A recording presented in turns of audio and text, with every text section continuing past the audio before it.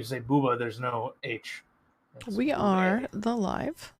Yeah, we're talking about boobs live. That's what we boobas. do. Nice. I mean, Or there's nothing Oh, wrong what with else that. is new? No. That's not against TOS, okay? That's fairly normal. Actually, you know what else is not against TOS? Being drunk. Yes. Mhm. Getting drunk for money is against TOS. Yes. But being drunk is not against TOS. Drinking is also not against TOS. Being high is not against TOS if it's legal in your state. Correct. All of these things are true. However, it is also true that Twitch could just decide fuck you at any given moment for any reason. Yep. I mean, also yeah, that. I mean, they're owned by Amazon, so yes. Well, it was true before they were owned by Amazon, just because it's a private you're company. absolutely right. Absolutely right. It Yeah. was true before they were owned by Amazon, but it's reinforced now that they're owned by Amazon. Yeah, that's a good way of putting it. If you weren't sure before, you definitely are sure now. Let's try this one. I don't think I've played this one.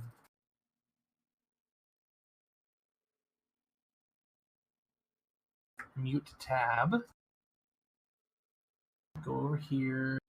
Click the button. Click this button.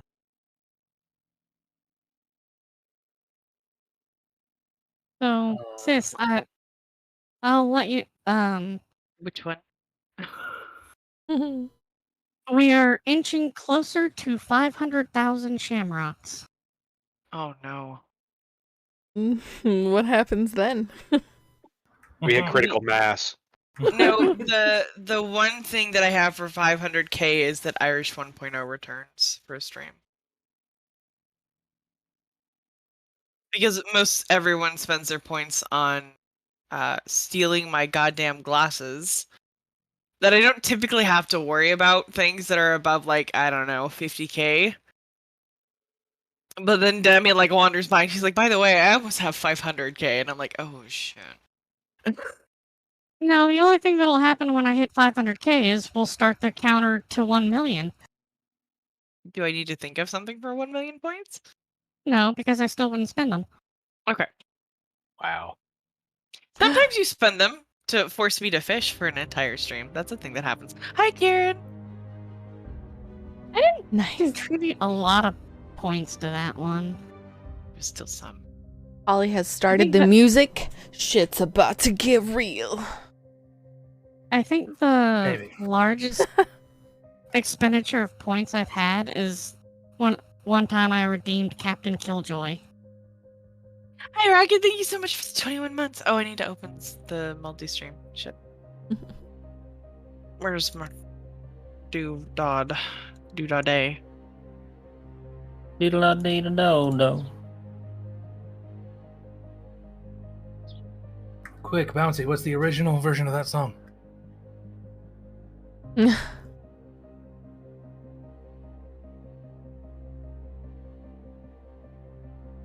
Shocking silence from Bouncy. True. Here in the headlights, he's just frozen. I'm here to steal all your D&D ideas.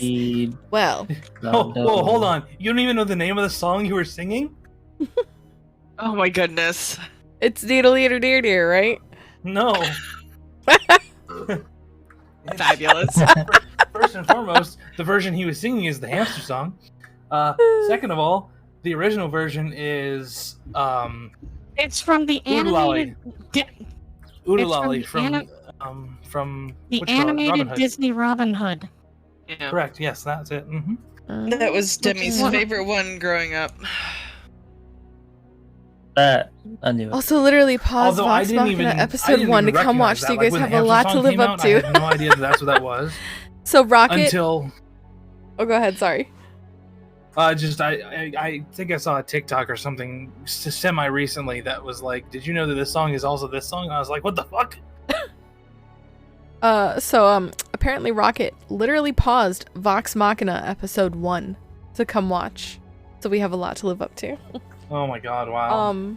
So we're in the middle of a campaign that is loosely based sort of around the idea of the world where the anime Bleach takes place. So Today's episode, I do believe, is pretty much our weapon awakening sequences, More or less. where we will actually start to unlock and learn who the spirit is inside of our weapons. Yes. So Hot. they're basically getting their Shikai. It's gonna be a heavy RP day. Can I roll dice anyway? I guess if you really feel like you need to. I don't feel like I need to. I just like shiny clickback rocks. I mean, you can sit there and just roll them. Yay! That's all I wanted. That's true, actually. You could. So yeah. I guess go ahead and give a small recap for anyone who's new. I like to roll my dice by myself too. Same. As has been stated, the section of our campaign we are currently in is loosely or more closely maybe based on Bleach and the idea of personal weapons and powers associated with personal weapons. They learned the name of their weapon recently, which enables the baseline powers.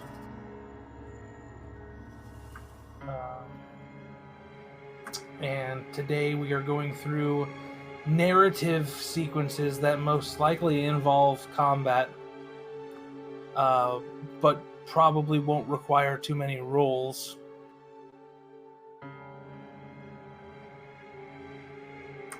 To attain a more powerful version of the weapon. Mm. So that being said, I mentioned this when we started this section of the campaign, but I will mention it again for those who are new. This is not typical D&D.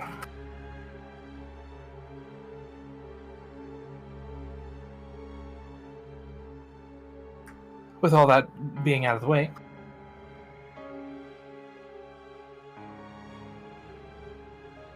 let's see. How many people do I have to do? I think just the 4 of you, right? Don't know. Because Cher already has all of her shit, Oh. and Vrel has this stage unlocked already. So yeah. True. So it Yeah, should just but be memory- the 4 primary members. Memory serving correctly, I think Vrel got put to sleep too, maybe? I believe so. Yes, I don't remember actually. That is I not believe the that note is I made. correct. There you go, Razeth. Yeet. Just for you. A second yeet. Just for you. I had to restart the program because it had crashed in the background. Ah. I was like, that's supposed to go off like when I hit that button. Why didn't that work? Got mad about it. The only people that I remember not being put to sleep were Cher and Kenpachi. Hmm. Yeah, that's right. Because Because even my lieutenant got put to sleep. yep, that is Mm. correct. Although the lieutenants are put to sleep for different reasons than the party. What made us go to sleep? I don't remember this at all. Kenpachi's Zanpakuto. He has a special power, at least in my. He hit us in the head real hard, real Yeah. fast. I mean, He that- bonked that's us. that's more in line with the original Kenpachi. I don't know anything about the show. Yeah. Yeah, he's not into the spiritual side of the things they do at all. His sword doesn't change at all. It's always one form, and he's just brute strength all the time. So He's just so ungodly strong that he's still a captain.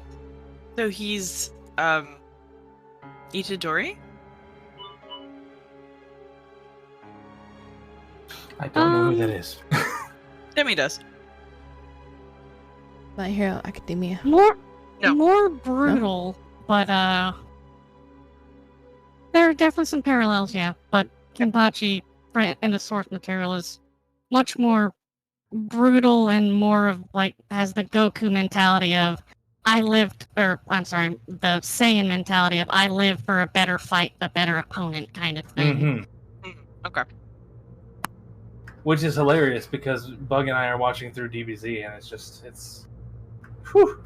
Do you know how long 5 minutes is? Are you sure? Well, sure? I don't think you do. To clarify, we're watching through Kai because it's much better paced. There you go. Yeah. We are watching Kai primarily for the actual story, and then we're switching out to the old stuff in this kind of metered thing we found on Reddit that includes some of the filler from the original. That's probably better with character building and stuff like that. Okay, that's cool. We are actively in the Garlic Jr. saga from the original DBZ. Nice. Which was recommended as one of the things that we should watch at least once, but on repeat reviewings, just skip it. Yeah. Because the Garlic Jr. saga arguably was garbage. And I would equate it similar to like JoJo Part 1, where it's like it's important for some like world building and to set the stage for some things, but whenever you're going to rewatch it, you're like, let's just skip that part. Can I just, speaking of JoJo, can I just say how confusing it is to try and find the manga for that show? Oh, good luck. That's all that I have to say to you for that. Like, the manga is split up into multiple sections, and each section has 1 through X, and it's like, so wait, is this one the one that I want, or is this one the next step? And I'm just like, fucking fuck your shit. As long as you know the name of the part, you search up based off of the name and then go off of that. Yeah. Yeah, no, it's not like that. That makes it easy, and I've realized that now. It's just when I was in Barnes & Noble looking at all the JoJo manga they had, I saw like one of Diamond and one of X and one of Y, and I'm like, why are there 3 ones? Yeah. Yeah, in a barn. Oh, that'd be rough in a Barnes & Noble. Yeah. I thought you meant like looking on Amazon or something. Oh no, that would probably be a lot easier. Yeah. But also, I'm a member for Barnes & Noble, so I get 10% off. So. So what and you do is you 5% go back to with the credit Amazon card. So. and you write down the order, and then you go to Barnes & Noble Right. and you're like, you have this one. Correct. Mhm. Get it a special so order the- stuff. the- Yep. The first part is dry, but it's important to establish some things, and then it gets fun later. Although there are some odd people out there that part 1 is their favorite part, and Forgot just pat Barnes them on the back Noble and was say- a store. I'm not allowed to go in that store. I spend way too much money in Barnes & Noble. So, We're all asleep. yeah, Just got hit in the head real hard. Very painful. Not nice. we have been knocked the hell out.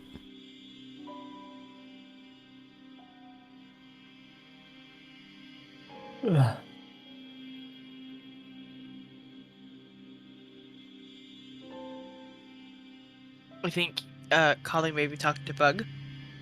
Yes. Aha! I guessed correctly! Hey, Whiskey. Pet a Whiskey for me. Give him big pets. Pet. All right.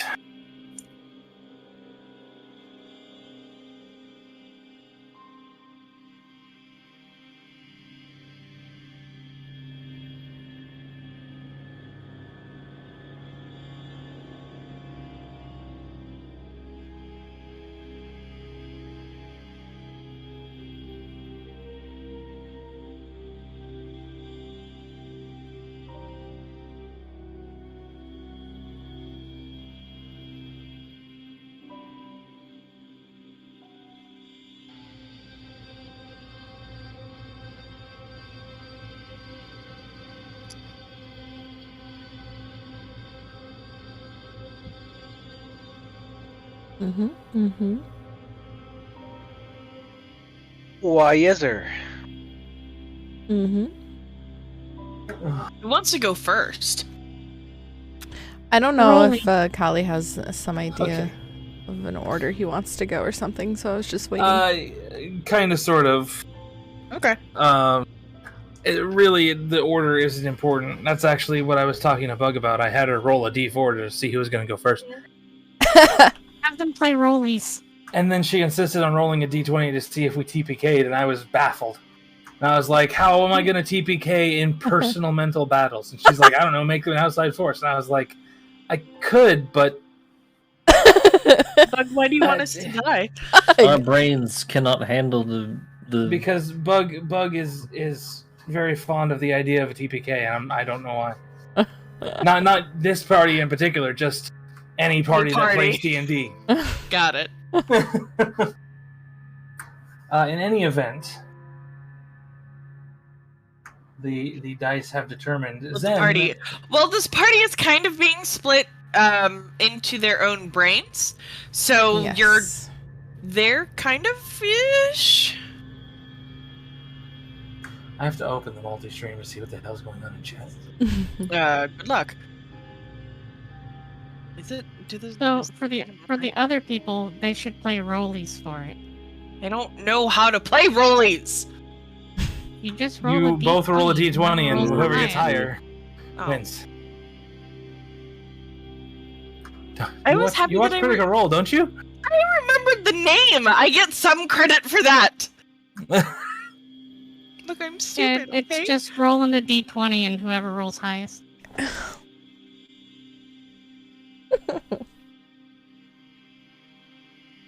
Which I kind of have a problem with in the way they do it, because they're like, let's play rollies, and they're talking in character, and I'm like, no.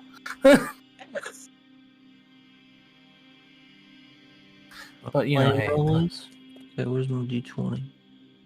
Wait, are we actually playing rollies? not right this second. No. Too late. You'll never beat mine. Is it a 20? It's a 3. Oh.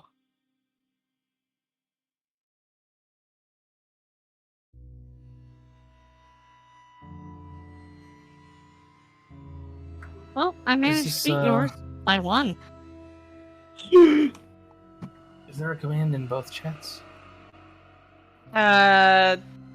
Usually there is. Yeah, it's in both chats. I saw the title. You make one 1-pound hamburger or 2 half-pound pan. You make 2 half-pound burgers. I put them on the same bun.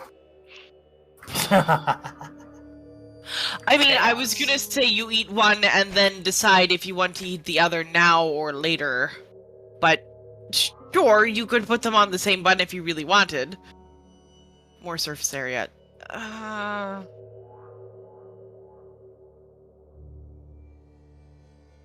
When would you ever decide you don't want to eat a second burger? Look, I don't eat a lot, Rocket! Like... Can confirm. That's why I get all the leftovers. Because it takes me all week to eat them. Oh, Lord. But I don't eat a lot. I forget to eat frequently. And my brain's like, we don't need food today, we just need water. And I'm like, okay.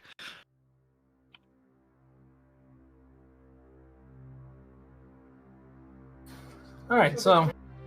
I've tried calendars. I've had friends, like, ping me, like, hey, Irish, have you eaten today? And I'm like, I don't remember.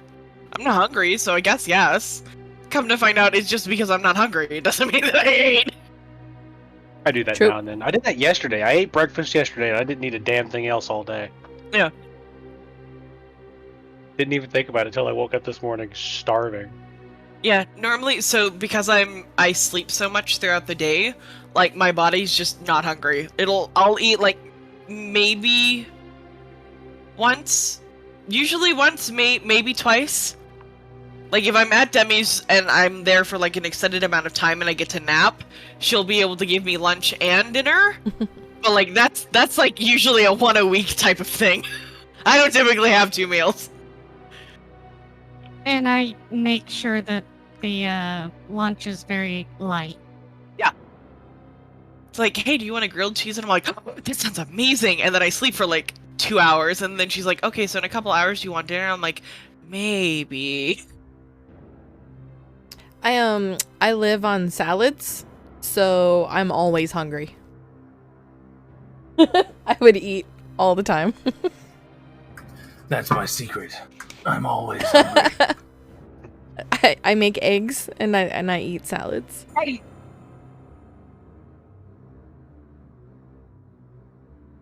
Eggoos. I love eggs. So anyway, All right. the dice have determined Zen is going first. Okay. Then Ah, Here we go. do it. I'm ready. So you Wait, did Are- everybody send Kali a picture of their speared person? I have mostly an idea of Zen's. Okay. At least the physical form and the personality. I'm not sure how much the physical form is going to stick and or carry on. Okay. Yours, I have a very clear picture. An actual picture. Yeah, I did my homework. I was good. Here, Easter Yanwick's- bunny eat salad, make egg. Yanwick's has been described at least twice, so I know what he wants out of it. Thank you, I Rocket. think more specifics are up to me in his case. Okay. At least that's how he's been doing things thus far. And Razith's, I gave some leading hints as to what they kind of look like, but I don't know if he wanted to keep that idea or go a different direction, or if he even remembers what I said. some ideas leading to what it looked like. What? Like what your spirit, the spirit of your weapon looks like. Oh, yes, you had mentioned that it resembled someone familiar to me. I don't know if I should say out loud, but Mother or if mouth. it matters. Mouth zipper. What? What? Oh my Sorry, gosh. different campaign. Irish. What the fuck? What? I sent you all the egg emotes that I had. What do you want? Sora from Black Clover? What? Beautiful. If you're speaking anime, Yes. I'm lost. That's Yeah. okay. Poor Hollywood. Oh, bye. Did he? What is he? What happened? Did he?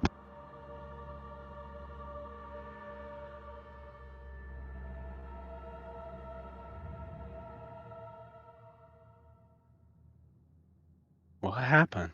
I don't know. Huh?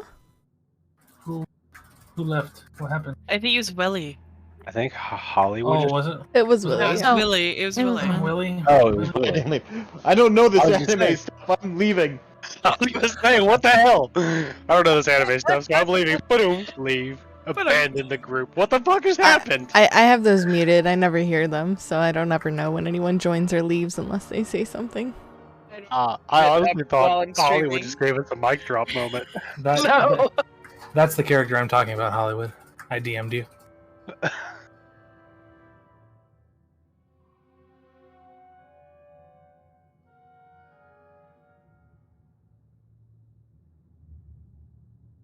Lol. Oh, you got me again. I always fall for these dick pic jokes. It's Wow, man. Comes a point The where truth. one thinks you're doing it on Mhm. purpose.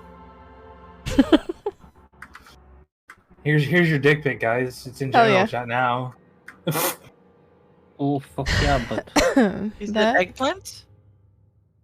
That is Zora from Black Clover. Hollywood said Zippermouth, and that's who I thought of. Oh yeah, true. Oh. Yeah, I would not have ever gotten to that point.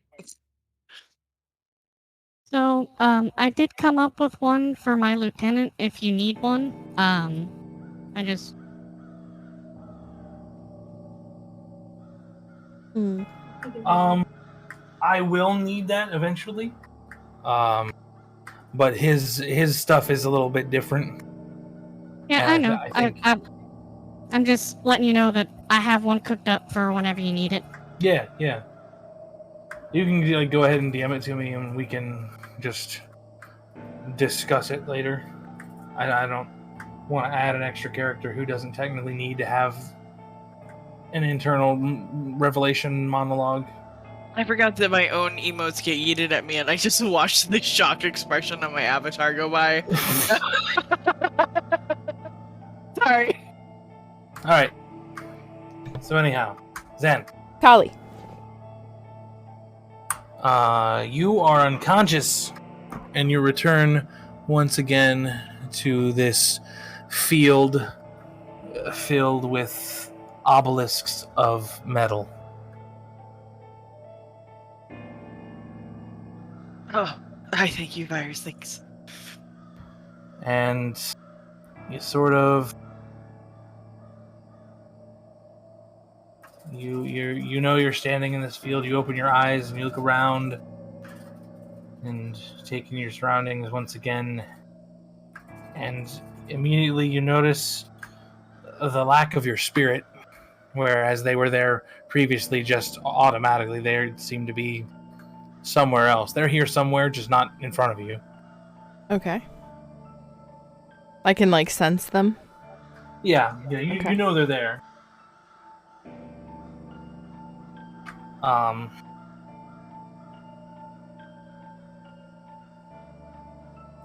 And after a few moments of you kind of standing there, you kind of start to wander to try and maybe find them. Maybe you need to find them. Okay.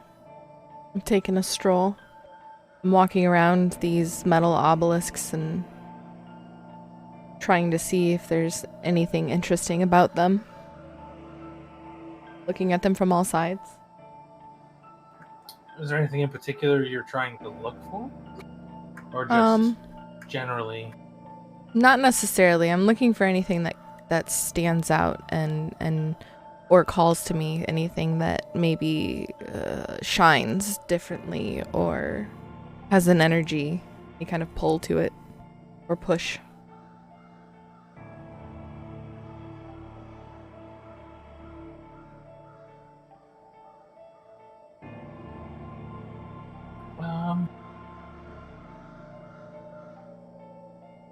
Nothing seems to jump out at you or catch any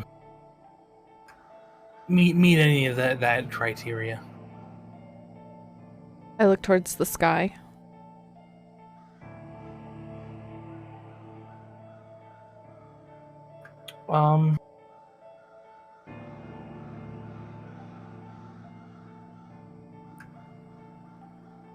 So as you look at the sky,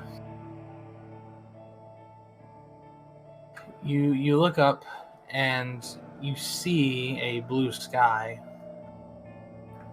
And then as you look for another moment,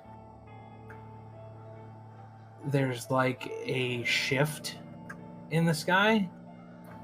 I guess that's the best way I can describe it. It's like there is an undertone of what could only be described as galactic cosmic crap. Goop! Galactic cosmic goop. It is. You got the blue sky, and then sort of as like a backdrop, like it's underlaid beneath the sky. There's like purples and blacks and, you know, strange cosmic looking colors. Nice. But I admire this. It gives no real indication as to what the hell it could be about. Alright, well, I'm gonna kind of let my gaze drop and then look around, sort of to the left, to the right, spin 360, continuing to just look around me and my surroundings. And eventually I'm just gonna say hello.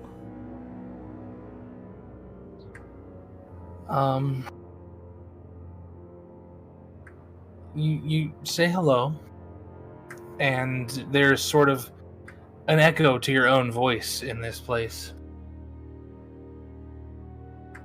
And for a moment, there's no reply, nothing happens, and then a breeze rolls by, and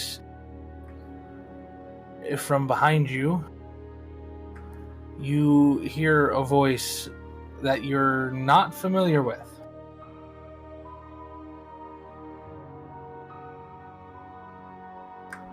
I didn't think you could bring me here. I turn around and face the voice. Cock my head. And say, bring you here? What do you mean?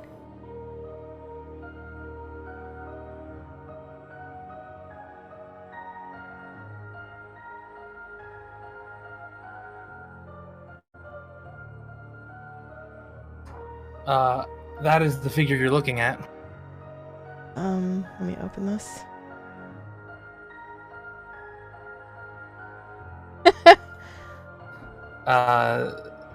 They shake their head and they say, well, never mind. And their form shifts into the spirit you are familiar with. Oh. So you came back. Hello. Hello. That was a neat trick. What trick? Your appearance. Was it different? Yeah, the figure that was just before me was. I mean, he looked. Oh, he that looked that like must a have high not been school me. English teacher. Honestly, a little bit. Must have not been me. Although I don't know how it couldn't have been me. That's weird. That's strange. Astrid is alarmed. And they think to themselves, huh. So anyway, she holds out her hand to the side. This tiny little fairy, probably about half of your height in this setting, holds her hand out to the side, and your hammer appears in her hand. Like the whole thing? Yeah, Full size? Wow. Yeah. Uh-huh. How are Yeah. you? How can you hold that? Okay. All right. I mean, things are kind of different in here. It looks weird, but it works. Okay. Okay. Mind over matter. It's this tiny little fairy holding this massive fucking warhammer right now. Astrid is What the grinning. Warhammer's, She's loving this. Official name again? Hmm? So what is the Warhammer's official name again? Conran. Oh, I thought we were talking about the other. Never mind. The Warhammer of ass beating. Oh, the warhammer, radiant warhammer of ass beating. Yes. There you go. So, I was told we need to have a conversation. Conversation is a funny way of putting it. And so she was holding this in her right hand, and she was holding the hammer basically in the middle of the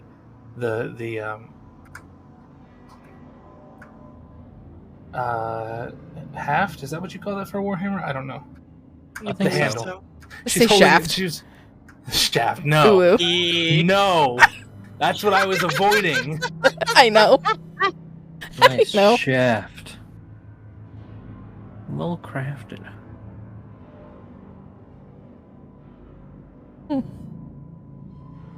It's got to look comical. This thing is like the head of the hammer is the same size as she is. You know what I mean? Like More or less, yeah. it has to be comical as hell. Yeah, it's a very sort of unsettling view. I'm getting like a grim Animaniacs feel about this, like tiny fairy, very Right? bubbly, cheerful, Massive hammer. massive, like She's gonna fuck me earth-breaking up. hammer. I'm gonna Like, die. you know when they like swing those in like the carnival games, like the machine explode. Like that's what I'm expecting. Hmm. Boom. I mean, wouldn't it just be fitting of a whimsical fairy creature to Oh, absolutely. Which is why I said it was a grim version of Animaniacs. have a cartoon physics hammer? Yeah. But in any event, she's holding this warhammer basically in the middle of the handle, and so the hammerhead is on one side and the thin end is on the other. And so she swings it around to hold it in both hands. The hammer is on the left-hand side. She says, conversation is a weird way of putting it. And she swings the hammer down onto the ground, and it just carves a rift in the ground towards you. You don't have to roll or anything, just react as you would. I dodge to the left and stare incredulously, assuming there isn't another attack directly coming at me in this moment. I'm staring incredulously at the ground where I was just standing. And I look towards this fairy, and slowly the expression on my face just turns into a massive bloodthirsty grin. And I'm excited. That was cool. Well, that's a better reaction than I was expecting. You see a shimmer behind her where you would think her wings would be. Uh-huh. And nothing seems to happen for a second. And then all of a sudden you feel her presence behind you and the hammer is swinging for your head. I duck and immediately somersault backwards out of range of the weapon. Your reflexes are pretty good. You're pretty skilled with that thing. I mean, it's me, so... Astrid her mind is blown right now. She's fucking exhilarated. And as you do this somersault, you realize and feel the weight of the weapon still on your back. I reach up and grab it and wield it in both hands. Come to my feet holding it.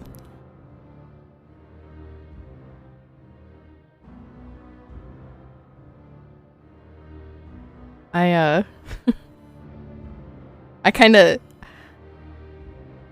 take a second. I'm keeping a wary eye in case more attacks are incoming, but I'm also sort of trying to quickly look at the hammer in different angles and just see, give it experimental shakes and twist it in my hand and trying to figure out where's the button. I'm looking for the button. The button? Yeah. I'm looking for how to turn this thing on, how to do what she just did with it. And in a moment of flustered experimental Hey, oh just my god! pure sheer excitement for what's happening, I do a quick spin 360 degrees, and on the way back around to the front, I swing the hammer up and over my head and smash it onto the ground the way that she did, hoping to mimic what happened when she did it.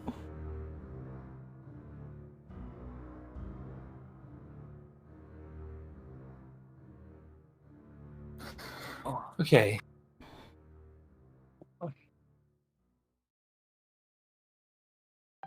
So she just kind of watches you as you do this. You to make this 360 spin, bring the hammer up and slam it down, and you make a really big dent in the dirt. And she looks at you and she says, "You gotta have more oomph in it." It's a bad way to put it, but that's all I can really say. You gotta think about why this weapon is yours. And again, you see that shimmer of her wings, and she's out of sight. And you hear a near deafening ring of metal against metal, and one of the pillars comes flying at you. From which direction? I didn't consider which direction. In your line of sight. Okay. I close my eyes for the briefest moment, and I rage. And when I open my eyes, I see the pillar coming at me. And it's, for a moment, time slows down.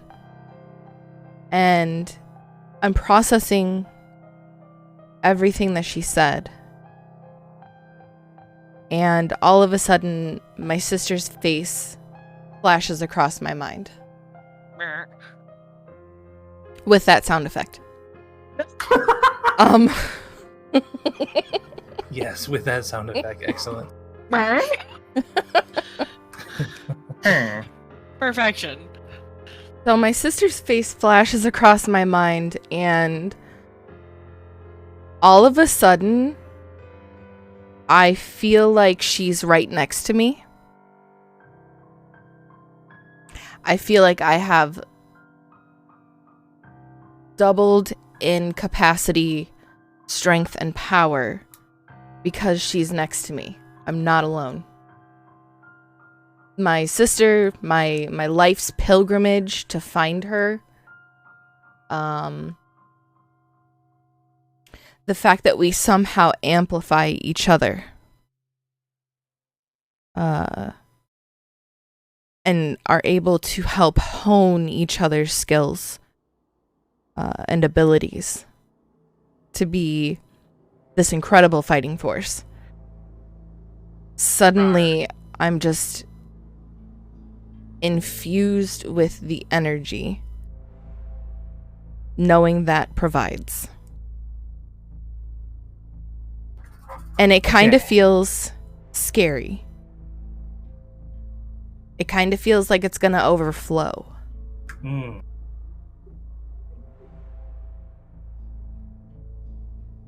But there's a moment of fear, and then another moment of decisiveness.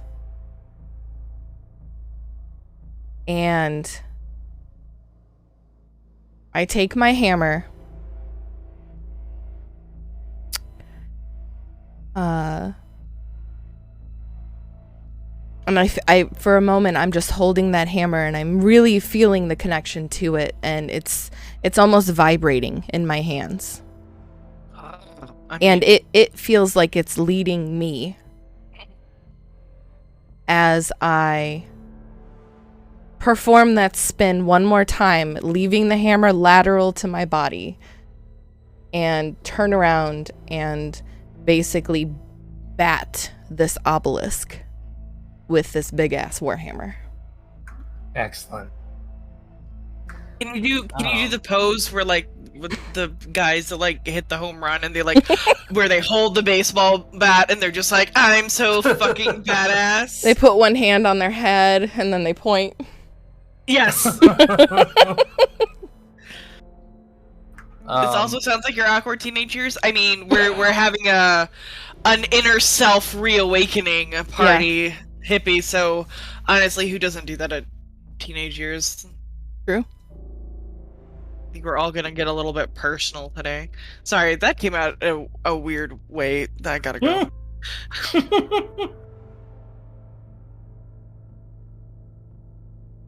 All right, so you have this moment of calm, and I'm not even sure if you would notice it at this point, but for our fellow players and the quote-unquote camera angle, as you're thinking on your sister and the things you've been through, the hammer, all of the amethyst parts fill in with an underlying black light, which creates essentially the same effect you saw in the sky. This purple, black, cosmic glow. Oh, fuck yeah. And you spin around and you go to bat this pillar as it's flying at you. And not only do you successfully bat this pillar away, but you don't just bat it away. It shatters into a million pieces and like scatter shots in the direction it came from. Hell yeah. And as you sort of regain your composure and open your eyes and see what the hell happened, the same fairy is no longer standing before you. This fairy has changed. She is now equal in height to you. She appears to be older. The hammer fits in her hands much more similar to the way you're holding it. And her wings are no longer invisible. They are completely visible. And they are blood and fire crimson. And they have an active fire effect on the edges of them. That's really cool. And she sort of gives out a sigh.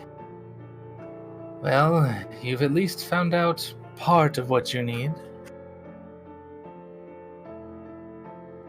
I'm... How did I, like, what was that? I don't even know what happened there. That was the power of us. I see. And this is only part of it.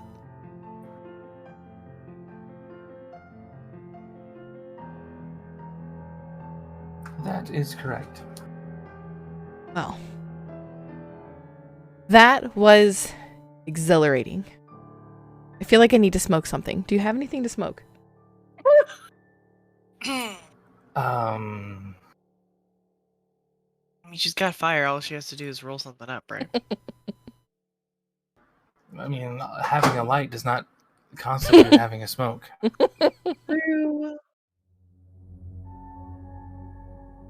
Really could use some of that special herbal tea that Ippo used to brew for us right now.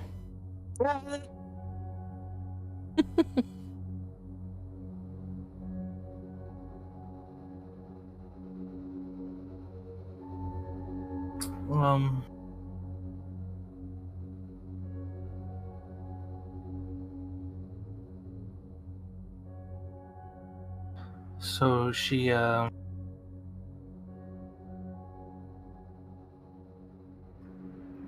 kind of does this weird emotion where she throws the hammer to the extent that she can hold it. She's right on the very end. Mm-hmm. And then sort of just lets it drop out of her hand in the same motion.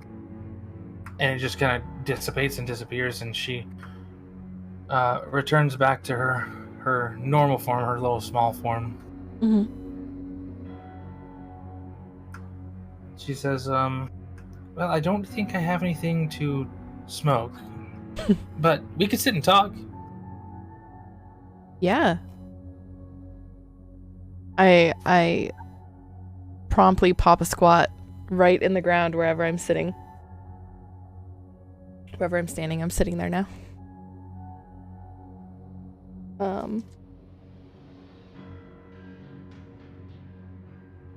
Have you always been a part of me? Technically, yeah. Were you always conscious? No. See.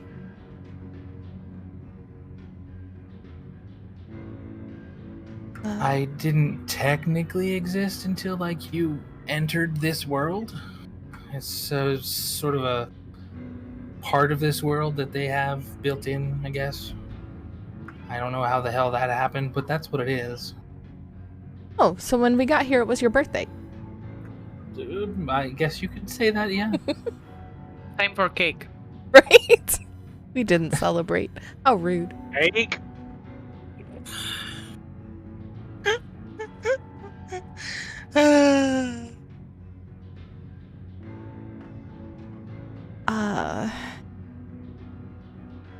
I'm really stuck on the fact that there was a different form at first. Yeah, I don't really know what that was about, to be honest. It was somebody else entirely.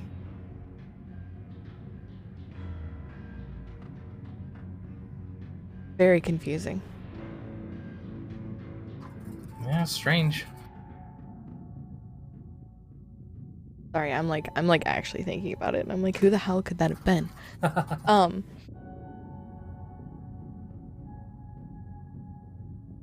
Well, is this where you live? This field with these obelisks? You could say that, yeah. This is where you and I can meet up and talk and interact. I see. This is your mental reality, I guess you could call it.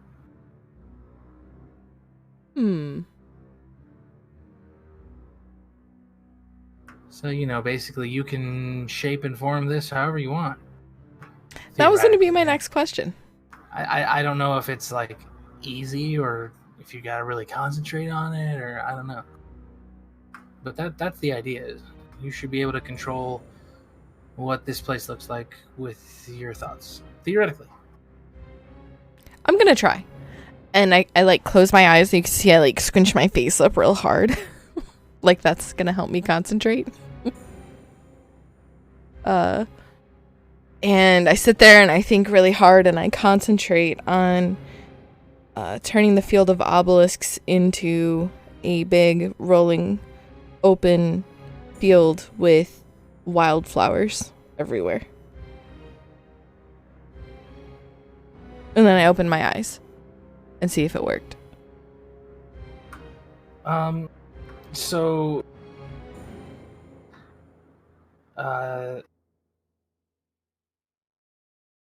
there was previously, like on the very outskirts of this obelisk field, like a forest that sort of made a ring around the field. The forest is gone. The field is in fact filled with wildflowers, but the pillars are still there. Those are kind of eyesores, aren't they? I don't know. I think they speak to part of you. Astrid stops and thinks about this for a moment. And just seems to accept it and shrug it off. And she's looking around some more. Can I just come here anytime? Or... Because like that, I don't know if I like being forced here. I mean... Technically, yes. The quote-unquote forcing that's been done is more making it easier for you to get here. Feels something a little bit violating about it. But I can just... how would I come here at will?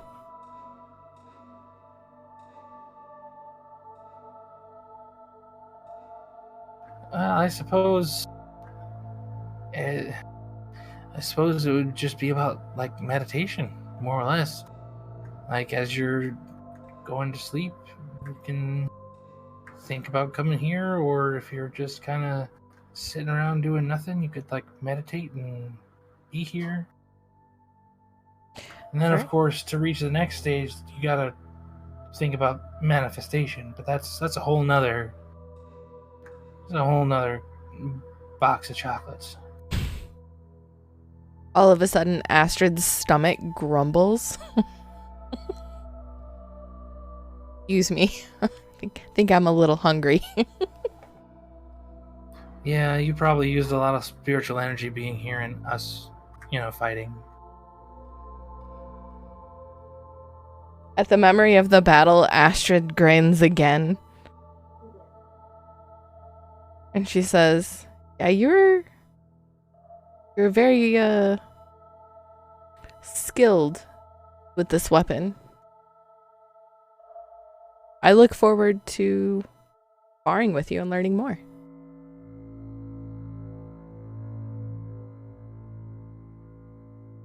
I'm sure we'll have plenty of fun times. Astrid grins again. And just says thank you.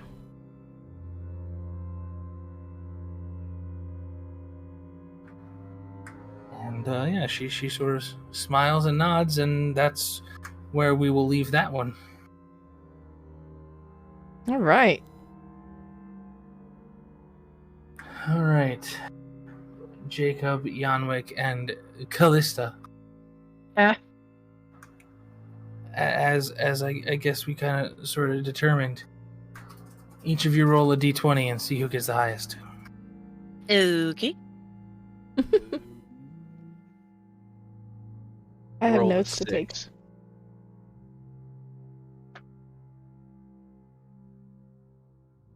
Hollywood? I'm a looking here.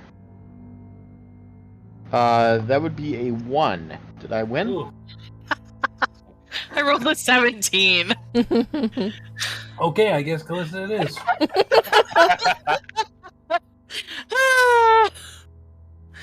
There wasn't even like a mile. Yeah, no, okay.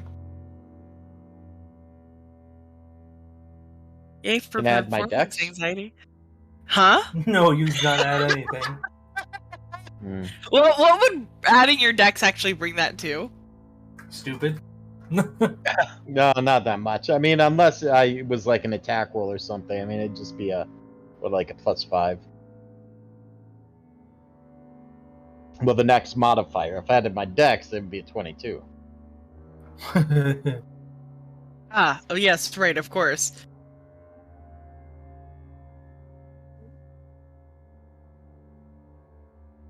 Well, all right then. Callista, Haha. you awaken in your field. Okay. Ringed in forest. Your shit. Was it amethyst pillars that you had? It's I don't remember. Me neither. I don't remember.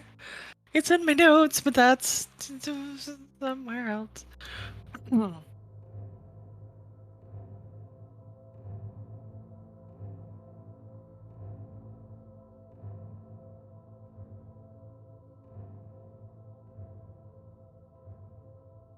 I think it was amethyst pillars. I think that makes sense.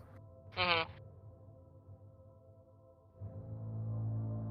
Am I like on my back when I wake up? Like, what? Should you be on your back when you wake up? I don't know. Like, I don't know if this is like a Yeah. trance or if this is like a like. Do I know that I'm asleep?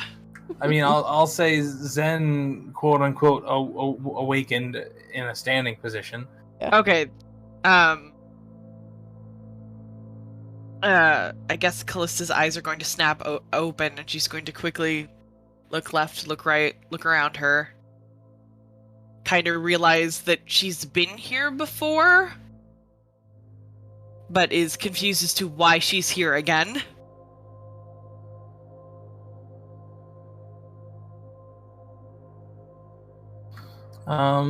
You basically have this same sort of unnerving calm, I guess you could call it. Mm-hmm. You are aware that the spirit of your weapon is present somewhere, but they are not within your line of sight. Alright. Cullis is going to look toward the pillar that he was leaning on last time. Kind of openly circle toward it so that nothing can sneak up behind her. Like, look around the pillar for any sort of marks or differences. Look around the area. See if, maybe hide and seek is the soup du jour.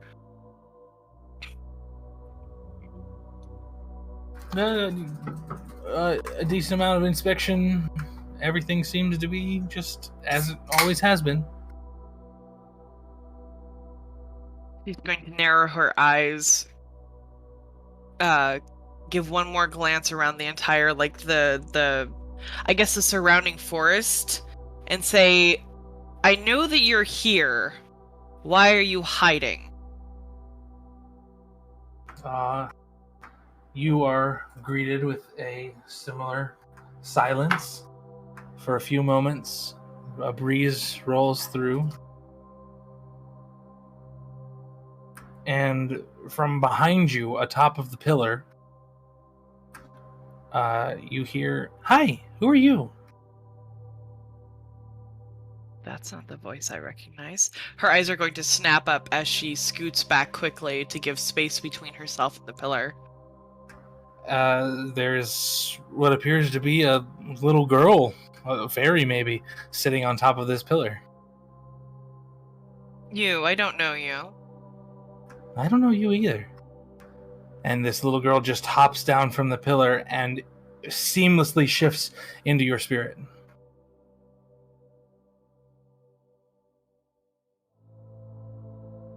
Did you feel You're the back, need I to see. go? Were you trying out the wings for flavor, or is this some sort of test? What are you talking about?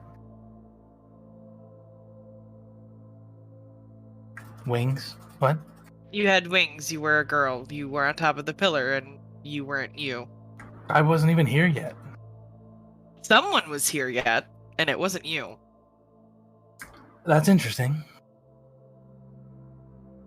Bliss is going to cross her arms and give a slow once-over over her spirit. Interesting? Okay. That's a great way to start this. I'm the only one supposed to be here, so whoever the hell that was, I have no idea. Do I need to be concerned about my safety or my sister's safety while I'm here? Probably not. Most likely not. Fine. She'll sigh and kind of roll her neck around and then glare at the spirit. Apparently we're supposed to talk, or what was the exact phrase? Quote, have a conversation. Conversation. He kind of idly looks up at the sky, and two axes, identical to your hand axe, appear in his hands, and he kind of just starts tossing them up and catching them in the respective hand, and they seamlessly shift into daggers. And he says, this was their original form, the daggers. I prefer these myself, but the axes are fine too. It's okay. I prefer axes to daggers. They do a little bit more damage when you retrieve them. And without saying anything else, and basically as you're speaking, he is gone from your vision, and you hear metal against rock, I guess, against stone. Okay. From behind you, he shears off a piece of one of these pillars, and then hops up and kicks it straight at you. Callista's going to spin around, see what's happened at the noise, backflip out of the way, and brace herself into a fighting stance. So this is the type of conversation we're having then? Oh yes. Good reaction time. I've been trained to be a weapon for a reason. He lands from his jump, disappears again, and then is standing on top of the same pillar he was just on, which I assume is still behind you. I think that makes sense. Yeah, Logistically. so if it's like a circle of pillars, he was at A, went to B in the south, and is now back at A. Mm-hmm. So B is the one that's sheared, A is still whole. Got it. Correct. Okay. Astrid is going to, or Callista is going to, cock her head to hear where he landed, and slowly pivot back around, and say, "So, do we get to play 20 questions while we have this conversation, or is the conversation the more important part?" I suppose you could ask me anything, really. All right. She kind of grins and flexes her hands, rolls her shoulders. Let's go.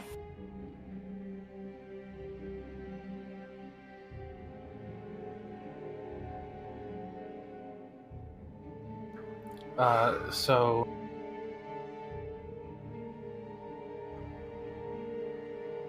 he looks at you and kind of gives a smirk, nods, and disappears again, reappearing directly behind you mid-swing to try and strike you in any way. Callista's going to smirk and grab the wrist of the hand that was swinging out, and then pull him over her head to try to slam him into the ground. While at the same time, her hand is going to be reaching for the hand that had been outstretched with the weapon to try to seize it.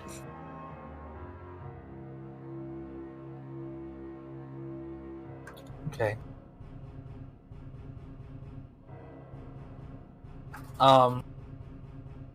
So you grab the one arm and launch him overhead, Mm-hmm. and you go to grab the second arm, and as you feel yourself connect, you're holding both of his arms essentially. He disappears once again and appears at the top of the pillar.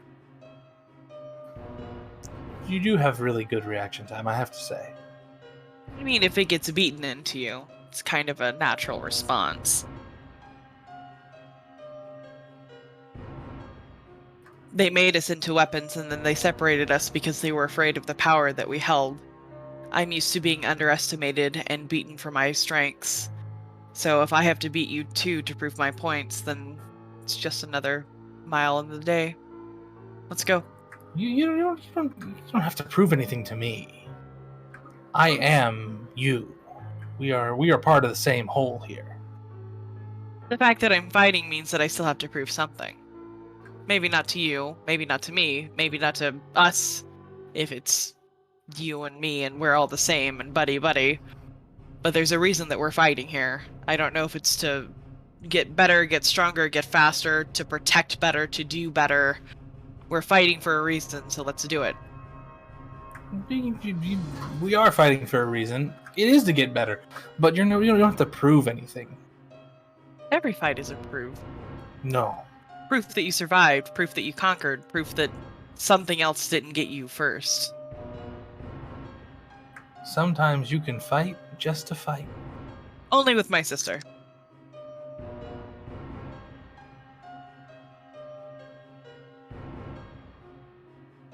There's too much risk in fighting anyone else just to fight. You show your strengths, you show your weaknesses, you show your openings. It makes you vulnerable. But I already know all those. So you say. But I'm part of you.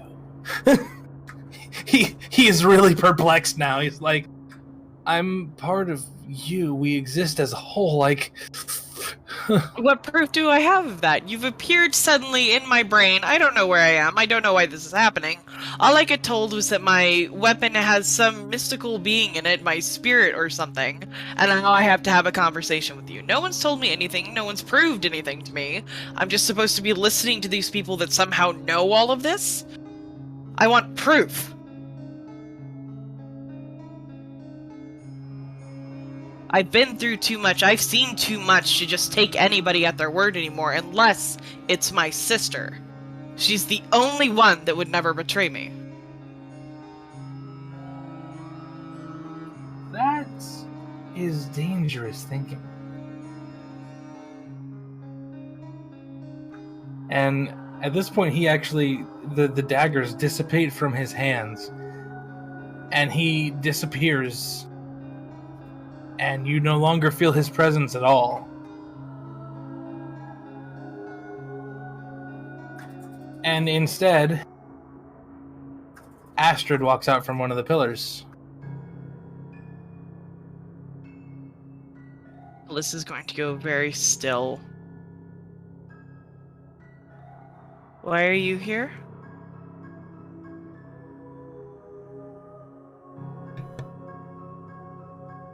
Am I supposed to answer, by the way? I DM'd you. Oh.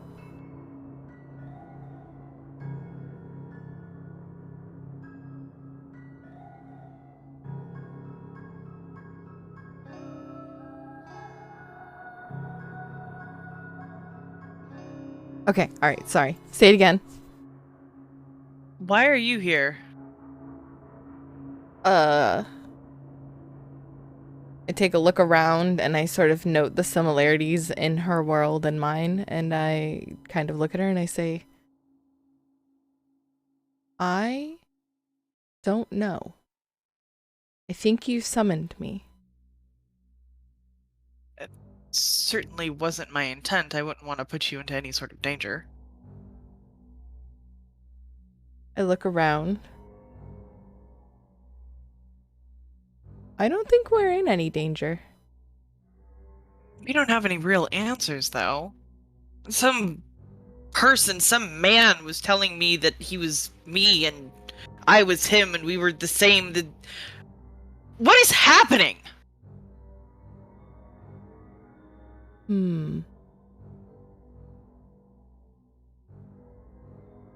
Where did he go?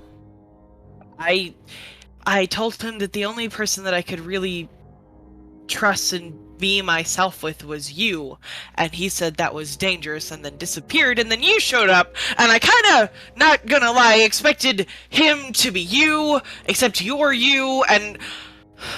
Well, what did he say that you didn't believe? What part of it was what led to this? He said that I didn't have to prove anything, but that's what we went through, every single fight that we went through, all of the years of training and abuse, and it was always to prove that we were good enough to protect each other, to protect everyone else, we were weapons! They made us into weapons, and we had to prove over and over and over that we were useful, that we had a point! And then they tore us away from each other and made it worse! How am I supposed to trust anyone and not believe that not every single thing in these lives that we're supposed to be living is a test? It's always a test! The only person that has never tested me is you.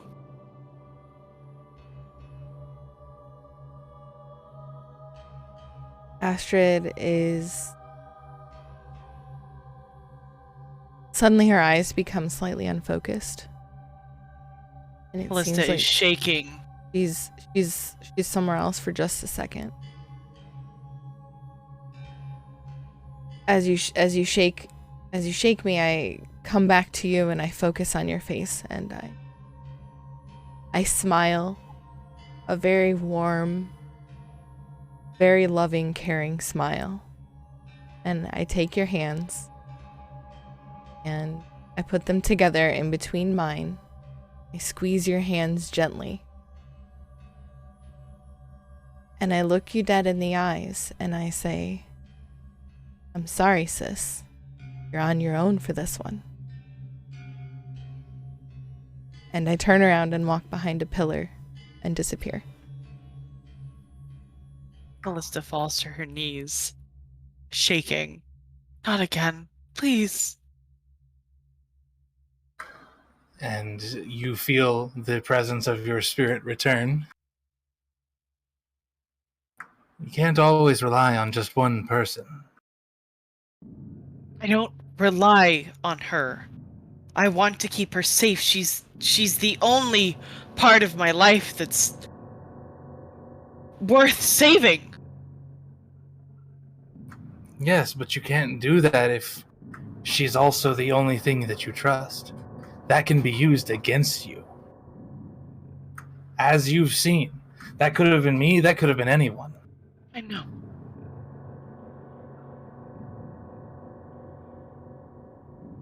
I know. I know that she's my vulnerable point. I know that she's the only part of me that makes me want to keep going on. What do I You do? need more. So how do I get it? How do I find it? How do I make more? That is the question. What else gives you a reason to fight? What else gives you a reason to be here, to continue on? To help. To protect. That's all I know how to do. Well, then use it. How? You tell me. How do you use that drive to protect, to make yourself more powerful, to show that you are more powerful? I fight. I fight with everything that I am. I throw myself in front of anything or anyone that could harm my sister or the people that I'm with. I fight.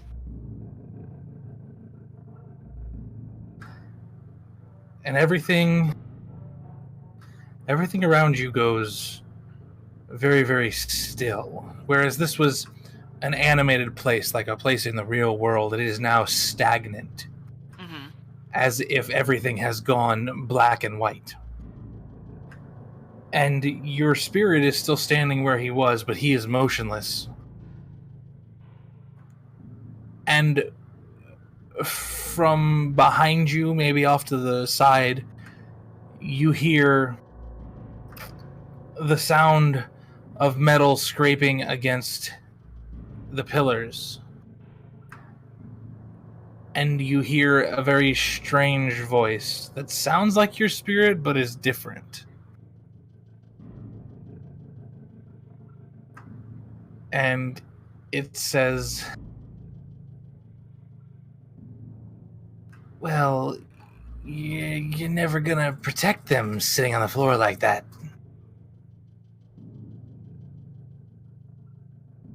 Callista will nod slowly and raise up from her knees back to her feet, kind of brush herself off slowly. Very slowly, very steadily doing all of this as so not to... The stillness feels like the calm before an explosion. So she's trying not to trigger whatever is about to happen. Oh, don't hold back. You can let it out. It'll be fun. Are you still my spirit, or are you something else? I am the other side of your spirit. What makes you worth listening to more than him? Nothing. I'm not more, I'm not less. I'm the other half of the coin. I am the shadow on the ground as you flip the coin to determine what you're going to do. Okay. So you want me to just do, then?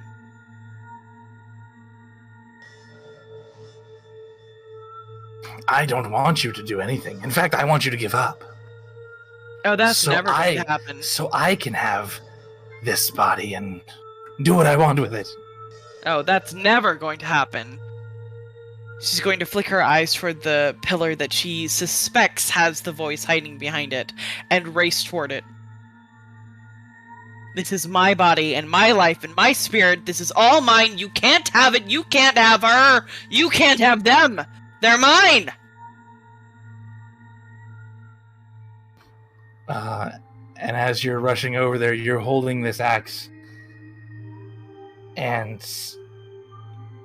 the same effect that I described for Zen kind of happens to this axe. It gets a purple glowing light beneath it, and you get this cosmic sort of shimmer effect going with it.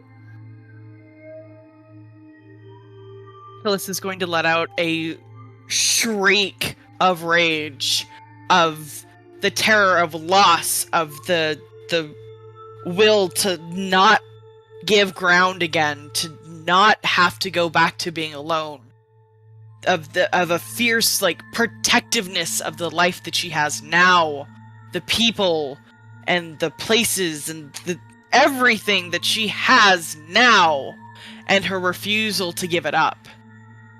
And she takes a swing at the obelisk. You swing, and it's very strange because for the first time ever, you know that you have connected with your target, but you didn't feel anything. And as you make this swing, you watch as you literally rend the fabric of reality where you just swung. And Phyllis's eyes are going to go a little wide at that. the scene around you shifts back to the living scene, no more black and white, none of that. And this cut that you have made shoots forward and like decimates all the pillars that are in front of you. Phyllis is going to kind of lower that axe. Kind of in and out. In and out. What the fuck was that?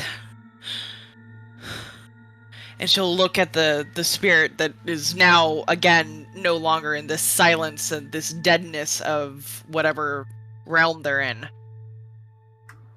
He is visibly looks shocked. He's just kind of like, oh. Well, that was different. What do you mean, different? Well, I'm sort of a dual soul, I guess you can say, and it seems that you met the other part. I didn't like him as much as you. You won't like him. Oh, goody. At least we have a common enemy. He's not my enemy. I don't like him. Makes him an enemy to me. Well, he did awaken, your power. I'm sure you would have managed it slower. Very, very much more slowly, yes. Let's gonna kind of wipe her brow and look at the spirit. Do you have a name? You have my name.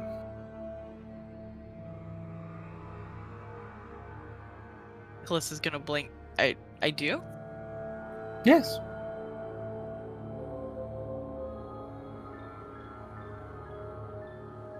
Can I get a reminder? It's your weapon. Oh, well, okay. Yeah, no, that makes sense. Okay, yeah, Is every one of our meetings going to be like this, Nejire? Probably not. That's good, because this was exhausting. Mildly terrifying. And I'd like to not have to face your, dark side, as it were. Our dark side. Our dark side. She's gonna kind of sigh at that. Our dark side. Every time we're supposed to improve. Not every time, but probably next time. Great. Something to look forward to. She'll say sardonically. It's not all grim and terrible. She kind of scratch the back of her head. Most things usually are. But of course, the next true step is the manifestation of me. You're not manifested now? No, in reality. Not here. Reality. Which version of you? This version or the other version? Well, this one. Okay, this one's fine. This one's fine. You can't manifest the other version the way I'm speaking.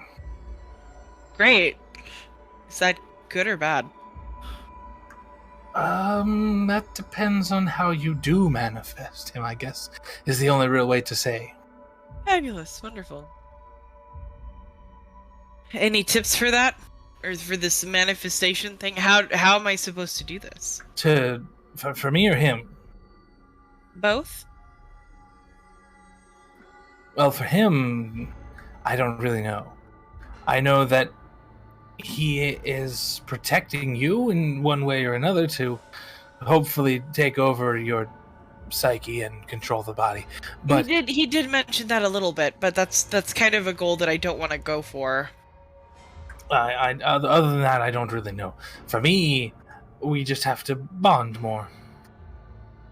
So, like, beers? Or... That would work. Not really my forte, but... How do we even get beers here? Isn't this like a mental place? It's your mental world. Theoretically, you control this with your mind. This is gonna kind of give him a side eye and think real hard about 2 flagons of beer. And maybe a single wildflower. She's gonna open her eyes real quick. Did it work?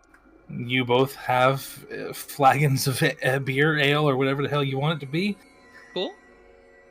And directly in the center of this field, right between the two of you, one singular purple wildflower blooms. My sister has a thing for flowers. I like to drink whenever we were traveling, where I could find some outside. So while I was training, if we were even in, the mountains, I would try to find some place to at least have one drink where I could see a flower. Because then it was like she had been there or was going to be there, we were still together.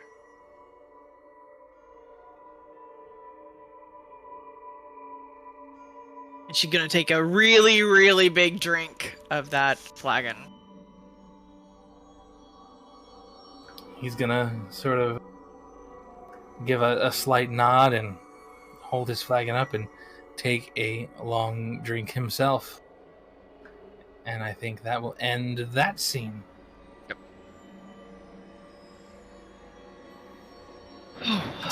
And I believe Woo! this is an appropriate time for taking a break because I have to feed the cats. Cat time! Cat time. 5-10 minutes. Time for And a shall break. 10 reconvene? minutes. Yep. Everybody. Okay. Alright. That means you too, if you're listening. If you haven't gotten up and gone to the bathroom and gotten some water and stretched your legs for a couple minutes in the last hour, you should do it. This is your reminder. If you just sat down, posture check. Check it. Yes, Willie. You're gonna get blood clots in your legs playing dub-v-dub.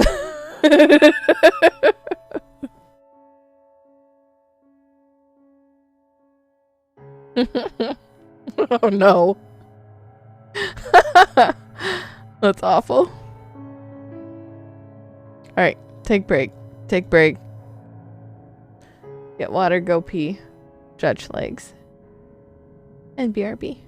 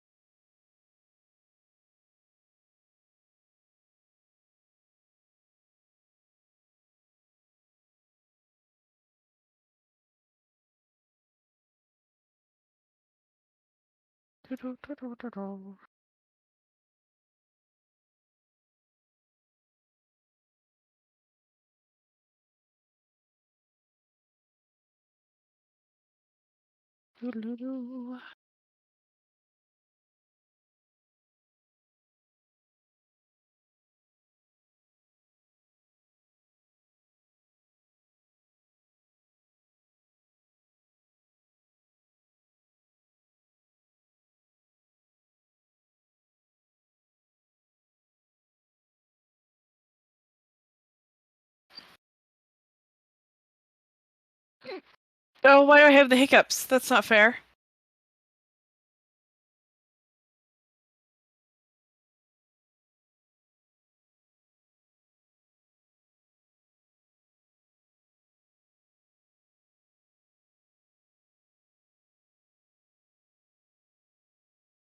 Hello.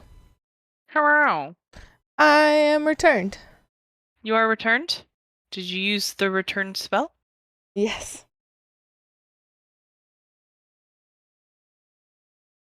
Did you go get a snacky? I put some bagel bites in the oven. Got some coffee. Because that's a healthy dinner. All I eat is salads. I haven't Salads actually are had fine. bagel bites in about 2 months. So I'm excited about it. I'm gonna use them as croutons though, so. That's not a horrible idea. Oh no, please don't. God damn it. I'm sorry, I was plugging my headphones up. What was that? Apparently bagel bites are now croutons for Yeah, salad. he's making fun of me because I was talking about how all I eat is salad, and for the first time in like 2 months I'm having bagel bites, and he's like, all I eat is salad, and then he said, it's okay, I'm gonna use the bagel bites as croutons. I mean, why not? It's not a horrible idea. I might just eat my bag of Doritos, thanks. Italian salad with bagel bite croutons? Fuck yeah. What's an True. Italian salad? We can find out. I mean, I guess that depends on your regional variants, but As far as Italians are concerned, it's probably spaghetti. wow. Having some Italian salad today. What do they call the non-pasta dishes? Antipasta? Antipasto, yeah. Yeah, Yeah, the arch nemesis of pasta. yeah. Pasta's delicious. Salad is sad. But the Italian salad I'm referring to, at least, comes with the cheese and the meat and the olives and the Yeah, check testing. hello. Hello. And bagel Yeah. bite croutons. They're actually garlic bread bagel bites. Wait, I'm sorry. What? You heard me. Garlic bread bagel bites. Yes. Demi. I don't know if she's back yet. We need to add. I need you to text that to both of us because Put it in sister I story. want to try it, I will but she'll actually remember it. I will literally pull up an image of them, Perfect. and For I dinner, will. I had turkey and cheese sliders and beer. I mean, that sounds reasonably delicious. Except the beer part. I mean, I've been on a vodka binge this week. I mean, vodka's one thing. Beer is just disgusting. I want to get drunk. I like cider, but like I don't drink it to get drunk. I drink it to like not be sitting at the bar without a beverage for 4 hours, typically. Cider is really good. I typically like cider in the colder seasons, but I actually really like beer. I I don't like cider when I'm wearing a skirt. What? Other than Like when that, you're- I'll drink like Guinness. You like cider when you're wearing a skirt. No. Oh, okay, that's what you said.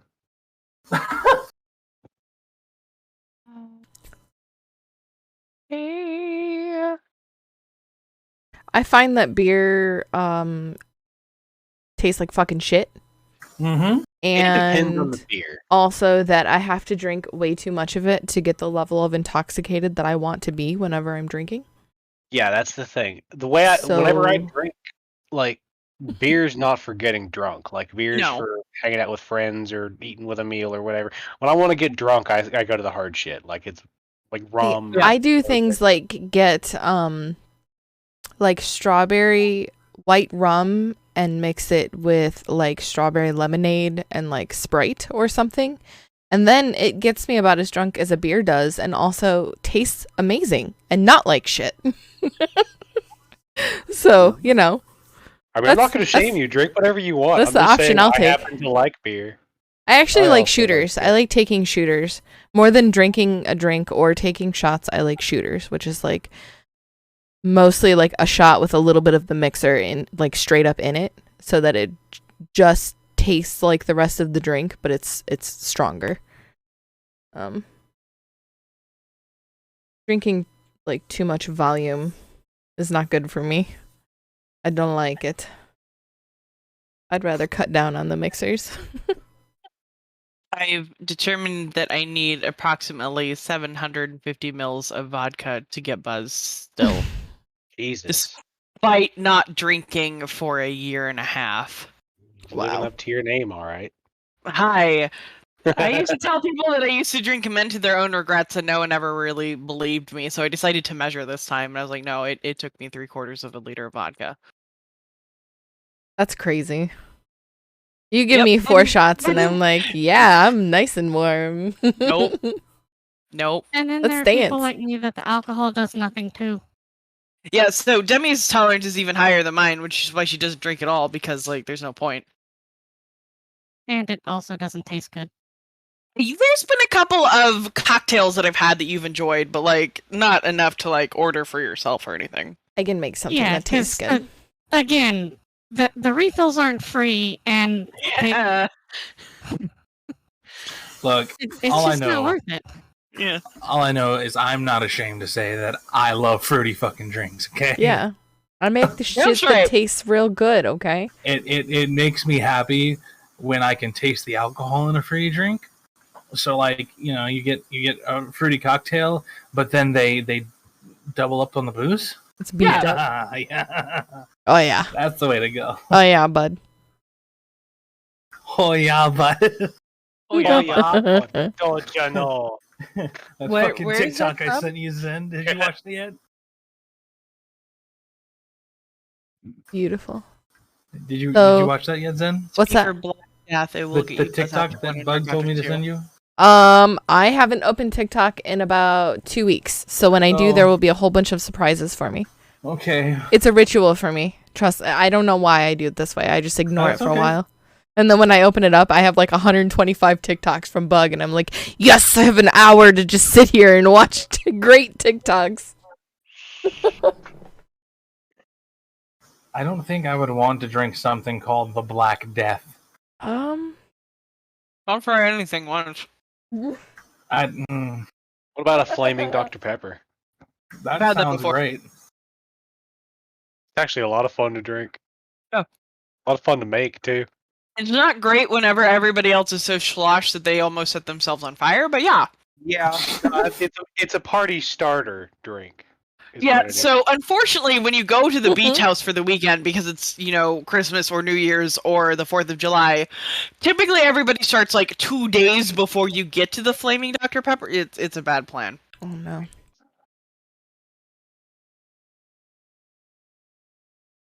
I like to indulge in a flaming mo. Flaming Mo. Nice. Flaming Mojito? No. No, if I'm not mistaken, I think that's a Simpsons reference. Yeah. Correct. Oh, Yeah, I know sorry. anime. I know anime. I know anime.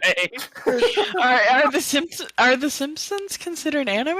I mean, they're animated. It is technically True. an animation. I've never seen a single episode of The Simpsons. I'm so sorry. What? But you just use the GIF from The Simpsons. I do? Yeah, kill it with fire. Yeah, kill it with fire. I recognize the cartoon style. That doesn't mean that I've seen any of it. I just Like, To be- I know to be some of the fair- names of the characters, but like, To be fair, The Simpsons has been memed pretty hard.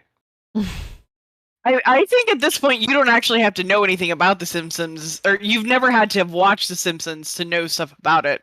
It's Well, just yeah. that It is super prolific. good. You should Yeah. absolutely watch it. I mean, it's been going. There's like for, what, 80 gazillion fucking episodes of 50 I them. years know, now? I know. Here's the thing: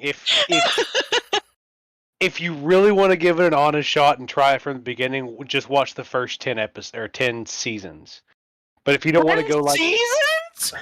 Yes. The first 10 seasons. Oh my god! it doesn't have to be all of them. You could just pick a season and start with that one.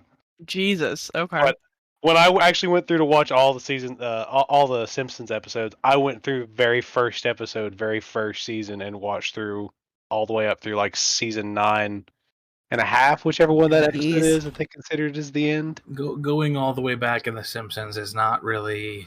It's not necessary, and really not. Is that like recommended. going all the way back in Doctor Who? I wouldn't. I think Exactly. I'm too old to make it through all the Simpsons now. Right? No! If I were to There's watch some the really first good one- episodes though. I'm sure there are. Like in season, I don't know. Just you should absolutely watch it sometime. You don't have to watch the whole thing. Just whatever you feel like watching it. Yeah, it's worth watching. Bug says don't watch past season 13. Okay, sounds good. Yeah, that's fair advice. You watched Futurama. Yeah, Futurama's Okay. good. Yeah, Futurama's same guy. amazing. Yeah, I same- know, which is why, like, do I really need to watch The Simpsons if I watch Futurama? Don't they make the same goddamn jokes? I mean, No, they don't. no. Sometimes they don't make the same Sometimes. jokes. I mean, They yeah, make similar sometimes, jokes but- and cross references and stuff, But also, the framing of a joke kind of also determines how funny it is. True, So, like, the same joke You made in know- The Simpsons in the 80s, 90s era, or as opposed to in Futurama in this futuristic, wonky, zany era. Yeah. Actually, I would recommend the one that they're making now. It's on Netflix called Disenchantment. That's great. It's it's on really my good. list of things to watch. It actually gets like full body belly laughs out of me. It's pretty I good. think Okay. Devil's Advocate, I watched the first season of Disenchantment and wasn't terribly impressed with it. what? Yeah, I know. I was super pumped for it when I heard it was coming, and I watched the first 3 episodes, like biting my nails, convinced this was going to be at least as good as Futurama. And like, by the time I finished the first It's season, I was different. like, I don't have any desire to keep watching this. This Futurama is- has a different tone. If you're, I mean, yeah, that's no, gonna you're happen. right, If it you're does. watching anything looking for something else, you're not going to be satisfied with it. I Yeah. would say Right. try it again with an open mind because it's That was what. Yeah, that was why I like yeah. watched the whole season after that. Like I continued to watch the whole thing. It's okay. It's not bad. Like it's Simpsons does fantasy sort of. It's just I don't know. None of the jokes really stick with me. I don't have any of those belly laugh moments like I do in Futurama. I thought it was funnier than Futurama, so. Really? Yeah. I mean, I don't know. I mean, I don't know. Maybe it's the dealing with your inner demon dichotomy that you're missing out on. But the interactions between the what's her face and the little demon guy, fucking hilarious. Isn't her name just Bean? Yeah, Bean. That's it. Could be. Have they done a second season? Is it out on They've Netflix yet? done. I think there's 3. Because I'm pretty sure Bug and I have watched the first 2 seasons, and we have to watch the 3rd one, right? Disenchantment. Yeah, there's 3 seasons. I've only watched up through season 1, so The second season was better than the first season. The first season is a little like slow, but it's building up the world around it. It's gotcha. So who's going next? I think it was just me and Hollywood, and since Hollywood rolled a 1. I think well, that I makes was gonna have you guys roll Yeah, again. yeah. Oh, well, Yeah, I'm you have to fine. roll again. Yeah, we can roll again.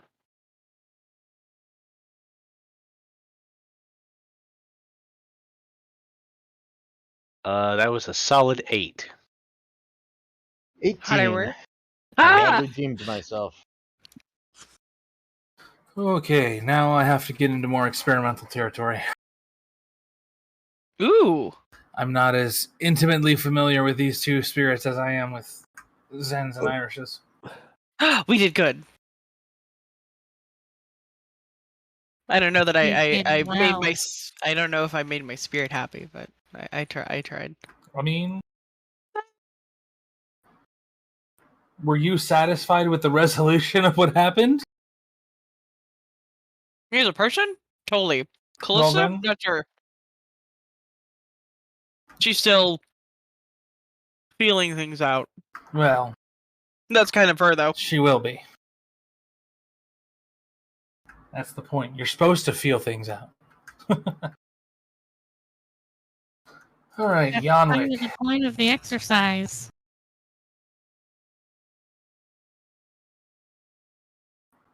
Let's see.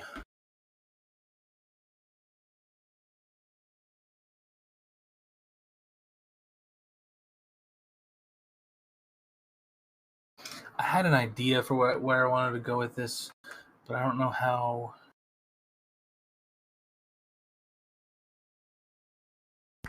Hold on a moment.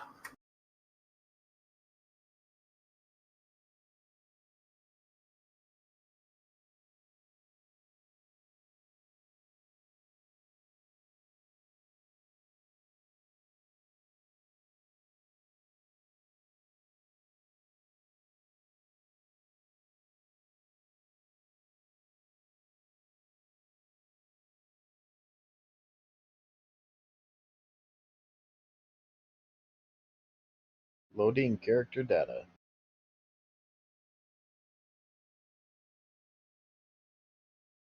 No.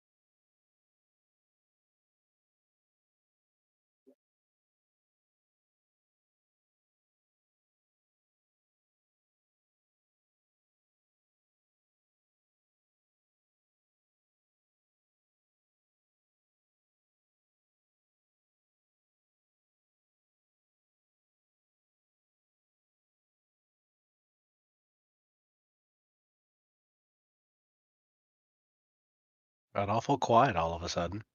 I'm messaging Yanwick about some character details. Ah, Nice. All right, I have I'm my food. falling asleep. did you fall asleep?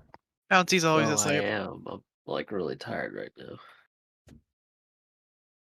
I mean, to be completely fair, I don't think there's really anything for us to do.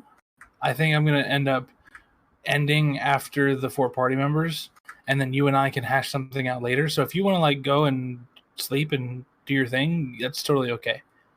You can just like rewatch this afterwards if you want to catch up on whatever happened with everybody. Yeah, we're a little under 2 hours in the VOD, Bouncy. Yeah. So you can just pull up Mirzan or go to YouTube and listen to it in your pocket if you need.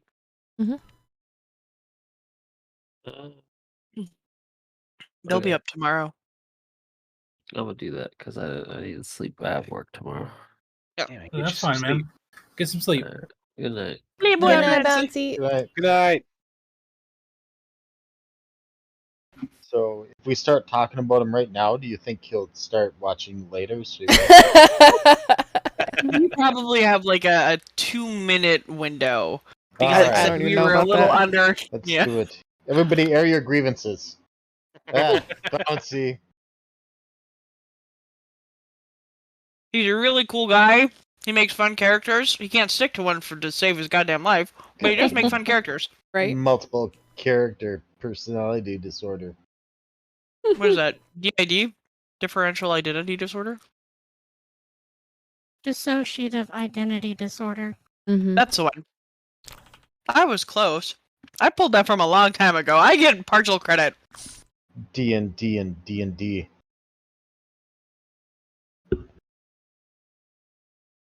I have Dungeons a and bad- Dragons and diners I was and doves. What now? My grandfather used to say almost only counts for horseshoes and hand grenades. And Yeah, nuclear my arsenal. Statistics. Yeah, my mom says that too. But partial credit is still a thing that is allowed. So I always used to say that, and then I started adding nuclear arsenal because people were more averse to that one. And I was Yeah, like, pretty much. yes, you should be understanding the weight of it when I say that. And I mean that's technically true. It is. It only has to get so close. That doesn't need to, like you're fucked either way.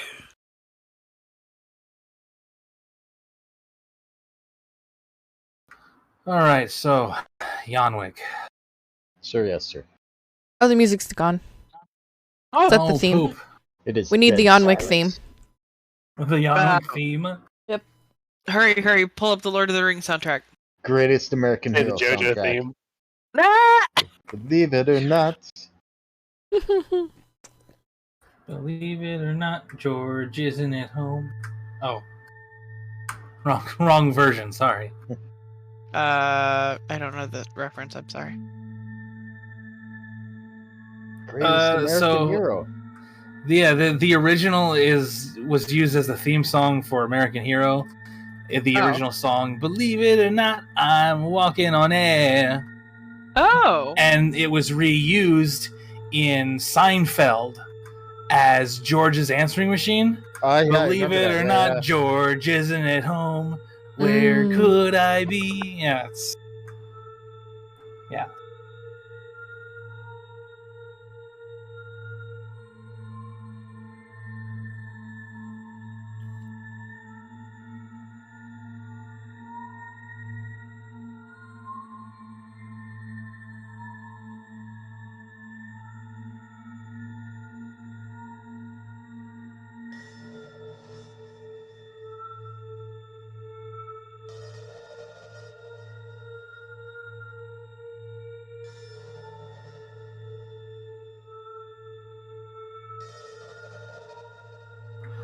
all right. Mhm. So you find yourself back in this oddly similar forest scape. Mhm.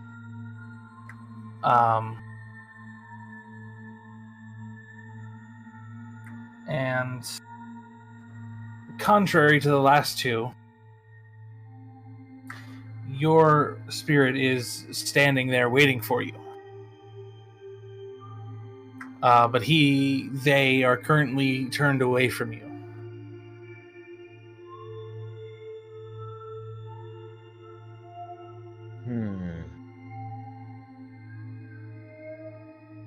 Shizukani. Good to see you. Good to see you again.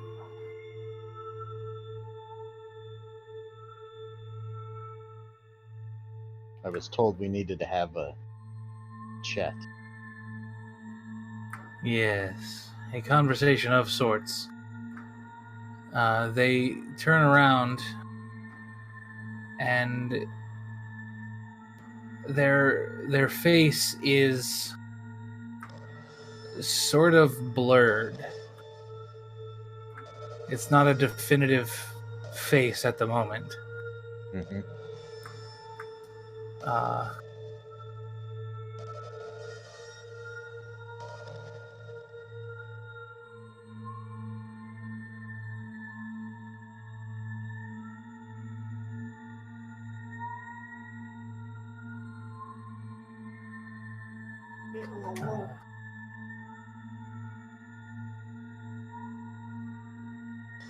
So they sort of regard you for a moment, and then from within their cloak, they produce a kunai chain. If you're familiar with the weapon, Mm-hmm. Of course.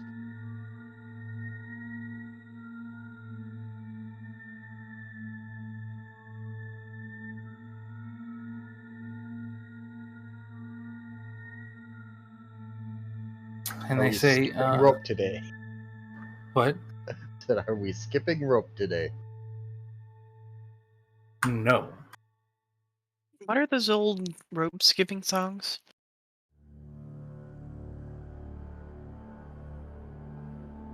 Little monkeys?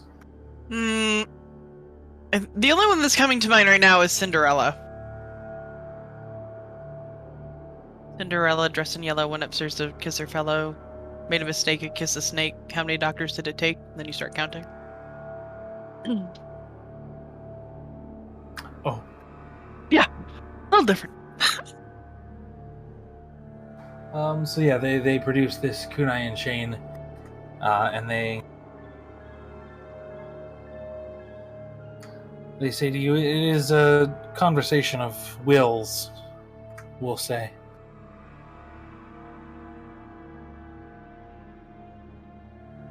And they prep the kunai and they start swinging it around, and the face takes shape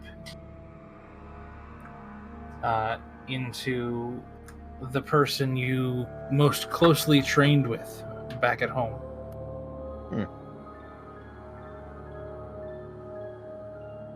Well, this conversation just got more interesting.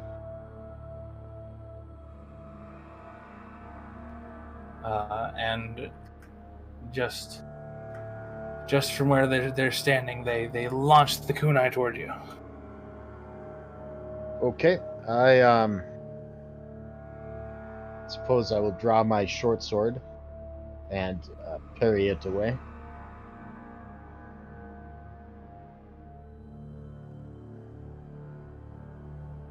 As it gets parried, they pull the chain back to themselves and resume the swinging stance.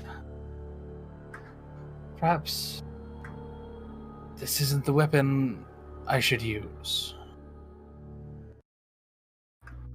And the kunai chain sort of becomes this translucent energy. And they pull out the familiar shape of your longbow. And the face shifts to a strange it's your face, but it's as if you were looking in a mirror. Like everything's kind of off because it's backwards, right?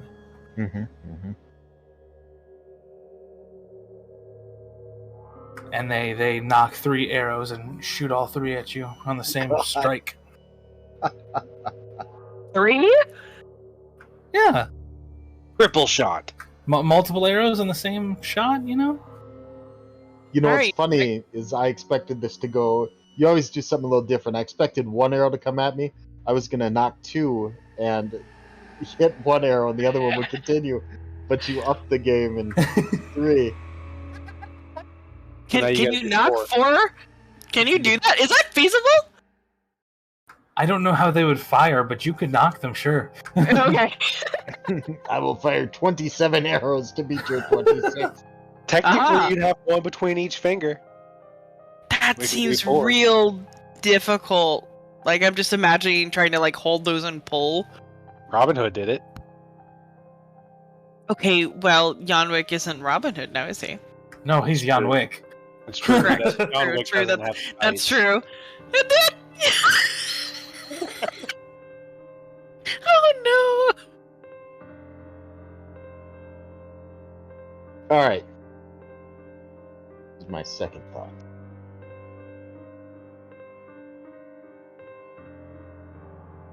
I will draw my bow, and I will move to the side. And as far as I'm concerned, I will catch one of the arrows in front of me and be out of the way of the other two. But I want to do it in such a way that I will catch it and drop to the ground as if I were hit.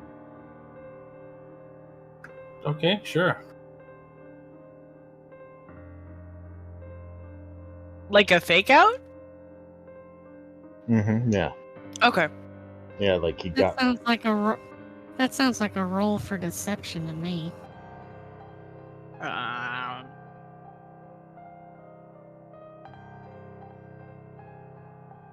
And you deceive yourself. What do you roll for that? What do you roll for self-deception?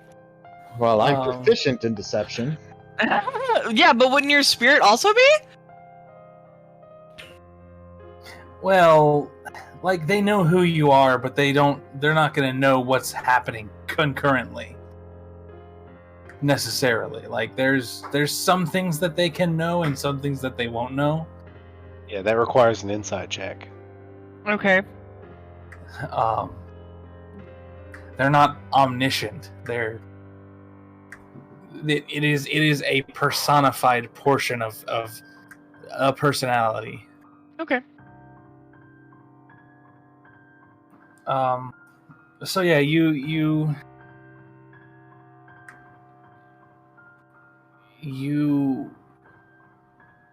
how do I want to do this? So as these arrows approach you, you actually encountered a similar situation at one point. And you know that they're fired in a vertical line. So you make this swift grab of the bottommost arrow as it would have hit your shoulder. The other two went high, and you sort of tuck it and roll backwards and fall on your face, and you have this arrow in your hand. And the spirit kind of shakes their head. There's no way you should have gotten hit by that. Taunting? He doesn't come closer, though, huh? No, he's staying right where he is. Alright, well, I drew my bow when he shot them, so I'm going to knock that arrow and go for a leg shot. I don't want to kill him. So I will, as I'm lying there, I'm going to use my body as cover of what I'm doing, and then I'm going to sit up and launch an arrow at my spirit's leg.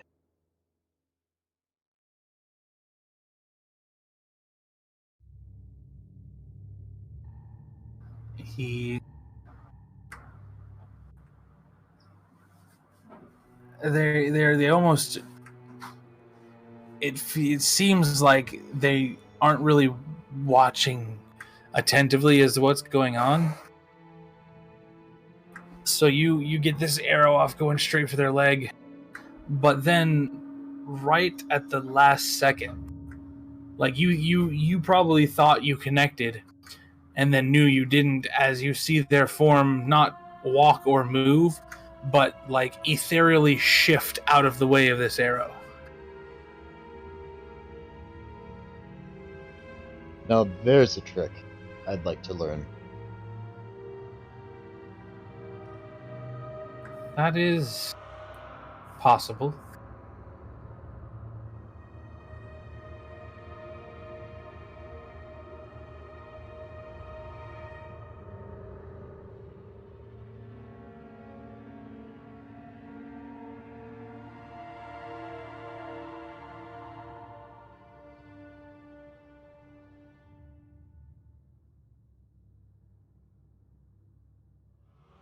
Is this conversation going to continue?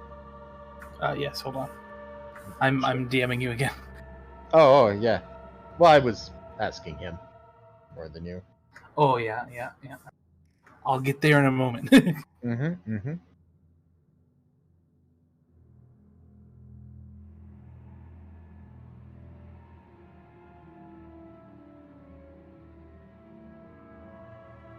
Yeah, actually, I realized I was looking through my inventory. I do have 2 daggers, short sword, and the longbow.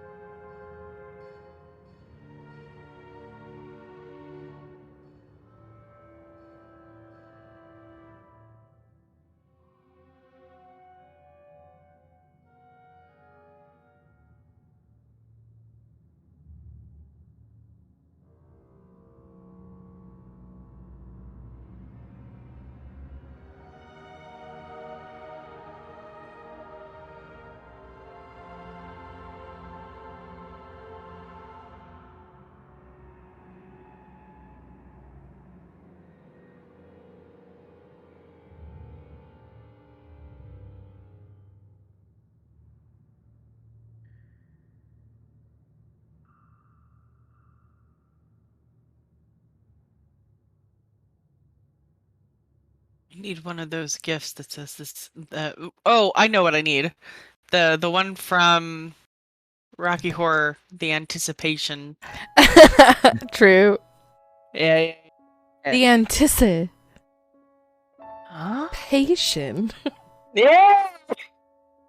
We're just talking about Bonesy. I wouldn't worry about it. Oh, okay, got it. Yeah, I am not as intimately familiar with their characters, only because most of the stuff about their characters is direct discussion between us, and then it's kind of left on their end in a way. They So don't need as much hand holding. I don't know if I would call it hand holding as direct influence. I guess because I don't know.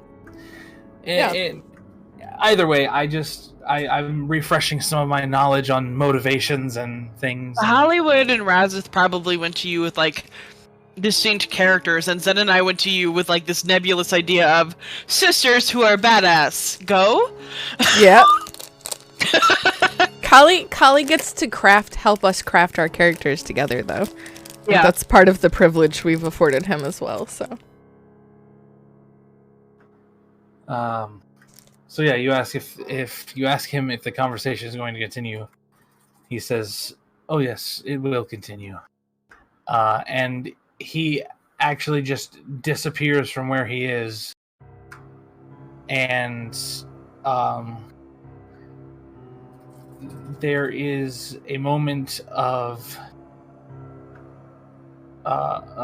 pause in the air, and then from the tops of the trees, say four shuriken come down and attempt to hit you. All right. I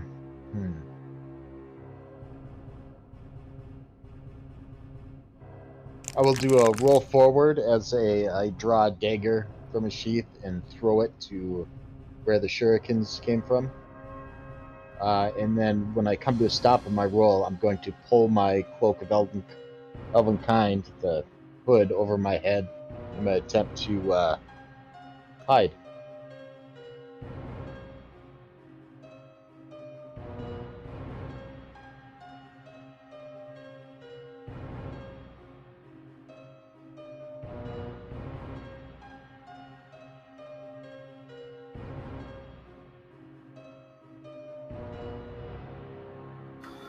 Okay, sorry. I was a little distracted. You said you wanted to suss out where they came from and try and hide?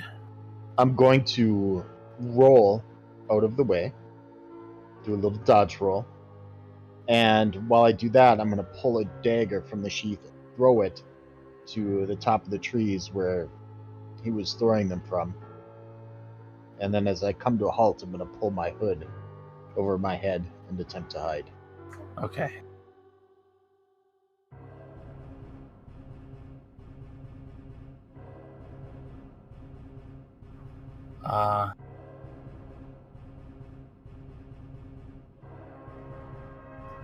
So you hear the dagger hit wood, and he actually grabs the dagger, and then reappears at the base of the tree that he was standing in, and tosses the dagger to the tree that you're standing behind, or that he thinks you're standing behind. May not be that exact one, but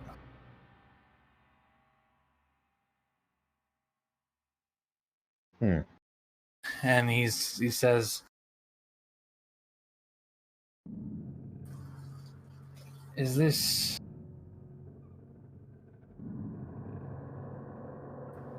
Are you living up to your clan's expectations? Yike.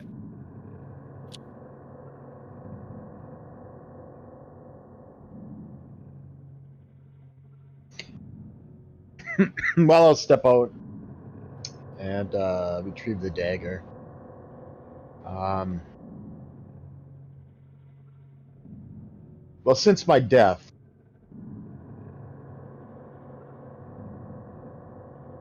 things feel a bit out of my control, which is strange.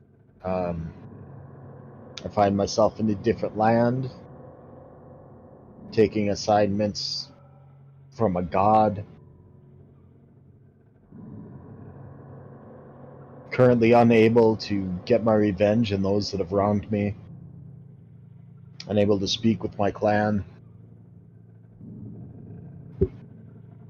I'm doing the best I can to live by the tenets and principles of my clan, but the situation I find myself in makes it difficult for me to pursue my career and further the goals of the clan.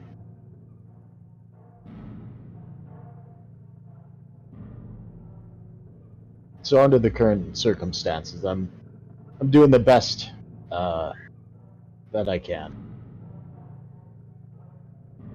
but it's not ideal.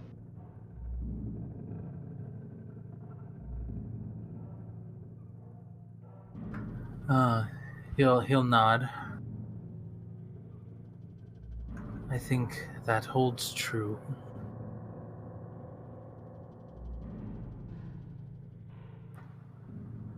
And then,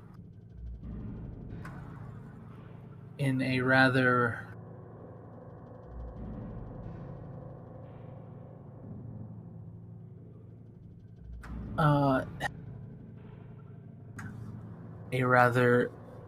unprecedented turn of events, not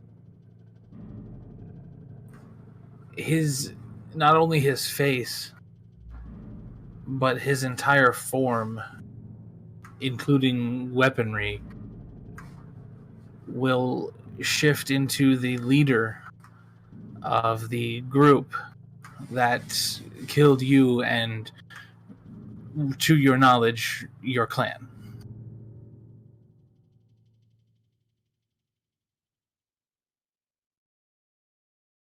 Word. I will.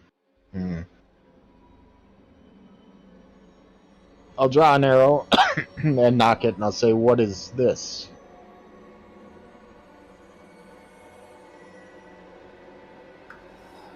This is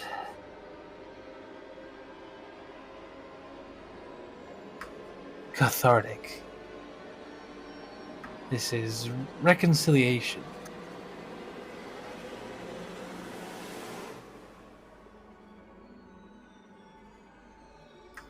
This is a means to an end.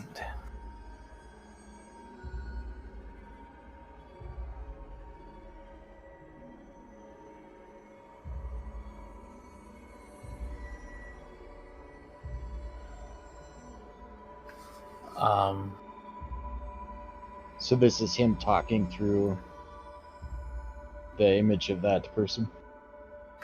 Yeah, it's still like you don't sense the same intent to kill and or malice that you would have sensed from the actual person that they're representing to you. Mm-hmm. But this is still meant to evoke a lot of emotion. As much emotion as one could evoke from you, because you're you. Yeah.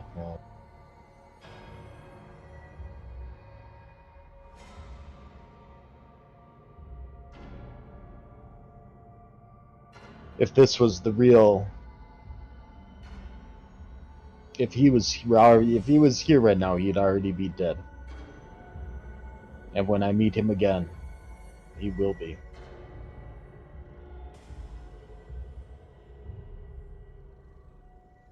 Am I supposed to fight you in this form?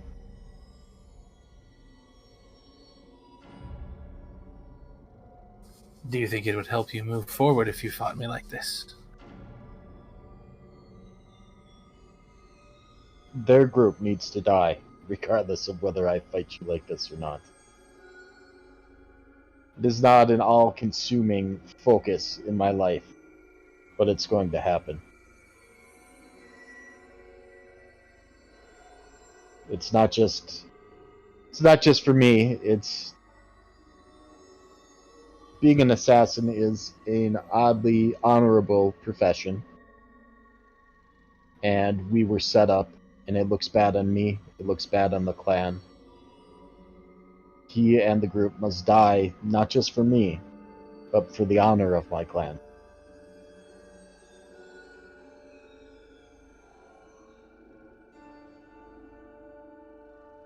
But I am focused, and I am strong, and I can bide my time till I get to him.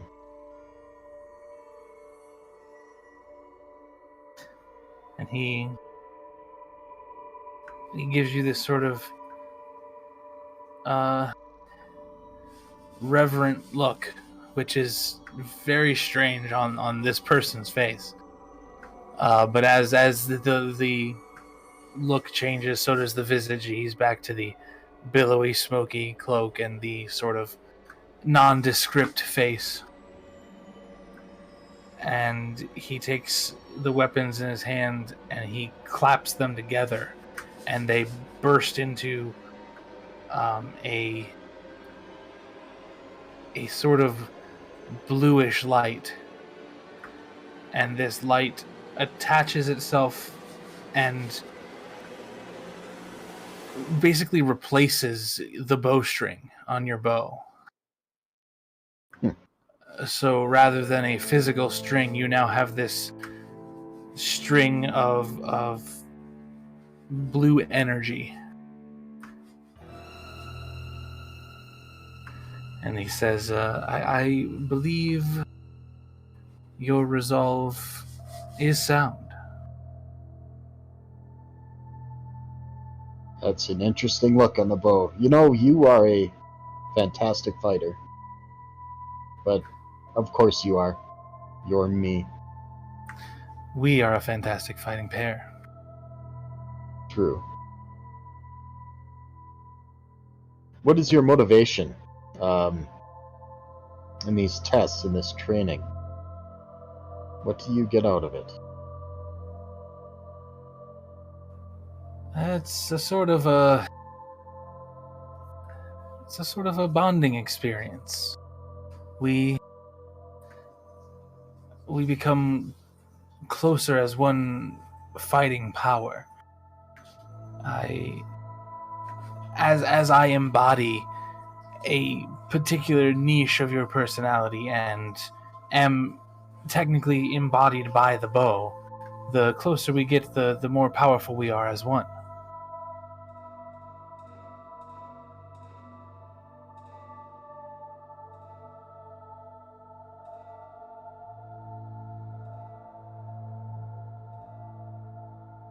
So by making me more powerful, you also become more powerful.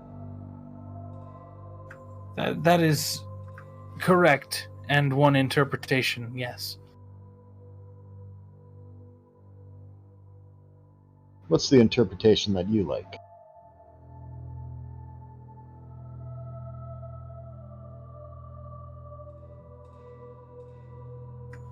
I prefer to see it as I am strengthening your ability to enact your resolve. Hmm. I am not important. We are important. Mm-hmm.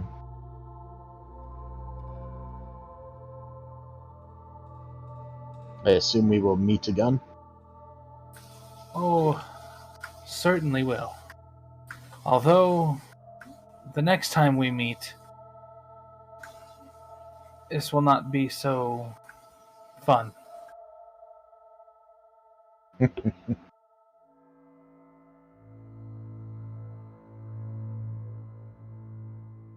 If there's fighting, it'll probably be fun. What's So this bowstring is very fancy. Does it do anything? It does. Everyone is going to get more shit, but I haven't quite hashed out everything I want to give yet. It's kind of reliant on how these interactions go in a way. Mm-hmm. Oh no, it's a test. I knew it. Well, it's not. It's Yeah, not a it's not a test. It's test. how you can light the spark inside Callie's brain and give him something to be inspired You're by. right.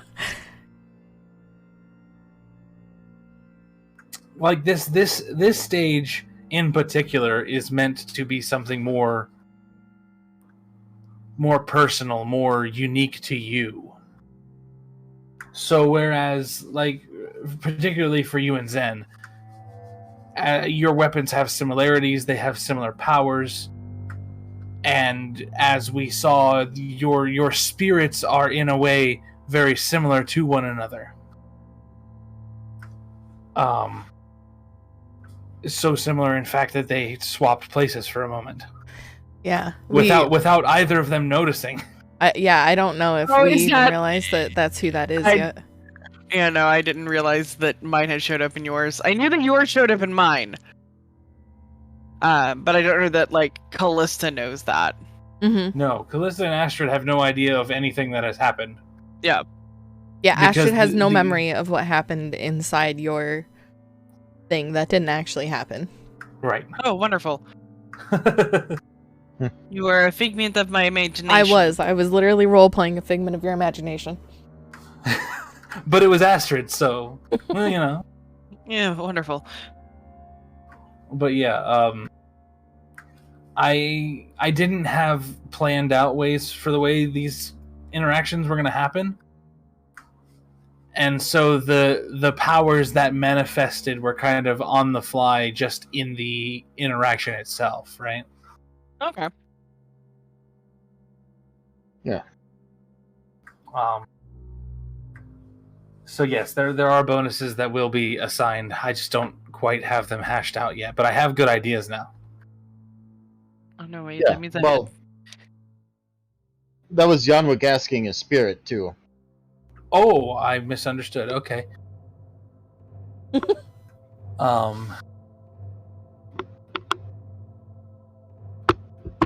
And his sort of his sort of formless, definitionless face.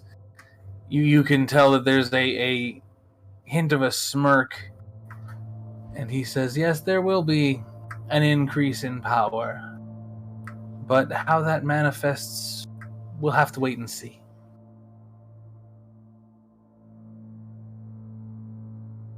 Do I continue to need someone to send me to this realm? I don't know how I get here. Are you just always waiting? How does this work? More or less. It's sort of self-introspection. Not dissimilar from the meditation methods that were used as part of your training. Mm-hmm.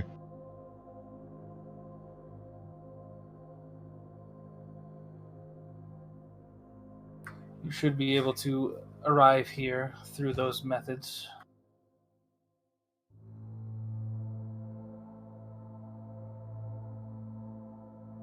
Well, that sounds like homework. Something I will work on. I do enjoy our little chats. Well, I will await your return. I'll see you soon. All right. Jacob. Woo!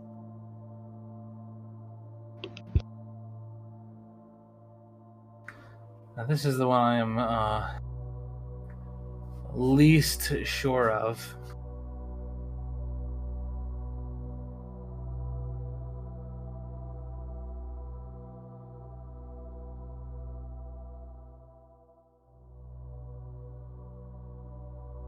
So, I remember I said that it reminded you of your brother.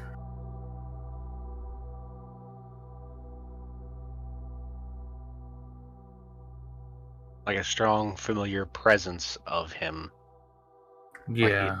Like he had just been in the room with me or something.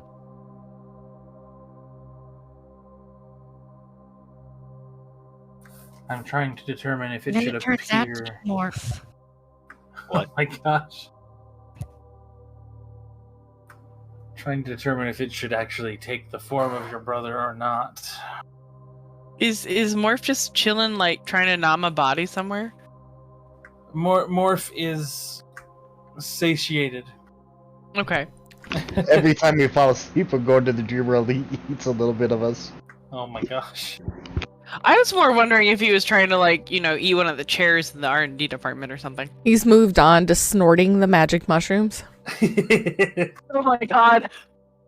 Just grind him up real proper here. To be completely fair, I think if Morph was deciding to do anything, especially in this given situation, I think they might just straight up attempt to kill Morph, and I don't think anyone would like better that. not. No. Uh-uh. Leave Morph Having never alone. seen anything in the vein of a mimic, and then watching a I saw backpack come to life. Oh, did you? Yeah, you did. So I was just gonna fill the gap saying that he and I are just shooting the shit because I'm not doing anything. Yeah, I mean, True. that works for me. So how did you fall in with this group? Well, see, I was gonna eat them, and then, like, they gave me these magic mushrooms, and then, like... You want a rail? So you're telling me you were pretending to be a boat? Yeah. Why a boat? Because there was a lake there. What do you want? Yeah, what's the boat? You want to fight about it? You want to bite about it? No, I'm just trying. You're an unknown entity. I'm just trying to figure out how you think. Does Morph think, or does he just do? He has an eternal hunger that he is beholden to. Eh. A boat was just convenient for the area. Okay, I don't know why it was a boat. It's just what I thought would work, and it was okay. It was okay enough. It worked enough. It got me by, and then these guys come along, and then they want to use me as a boat. Right after they try and kill me, that was crazy.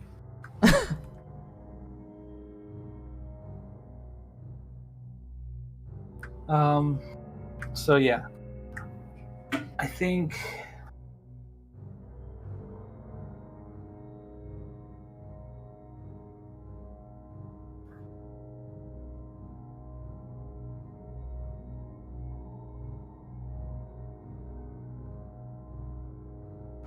the spirit does present as your brother, but in a way that you know that this is not him.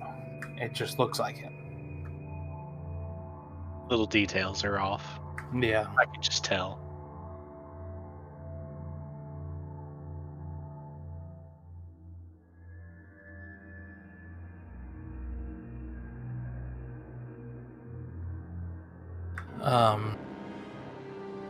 So you're back out in the fields.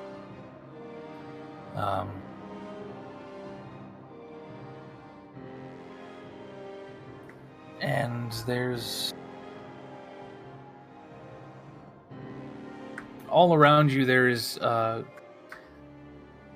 any number of crops that you might have grown back at home. Wheat, corn, probably regular or other vegetables like potatoes and tomatoes. Yeah. Potatoes, you say? Potatoes, yes. Perfect.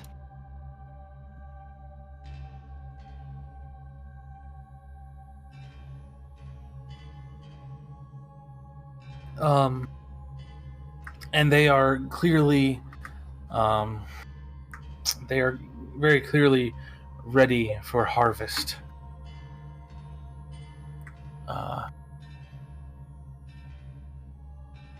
And you see your spirit. It looks like Ben.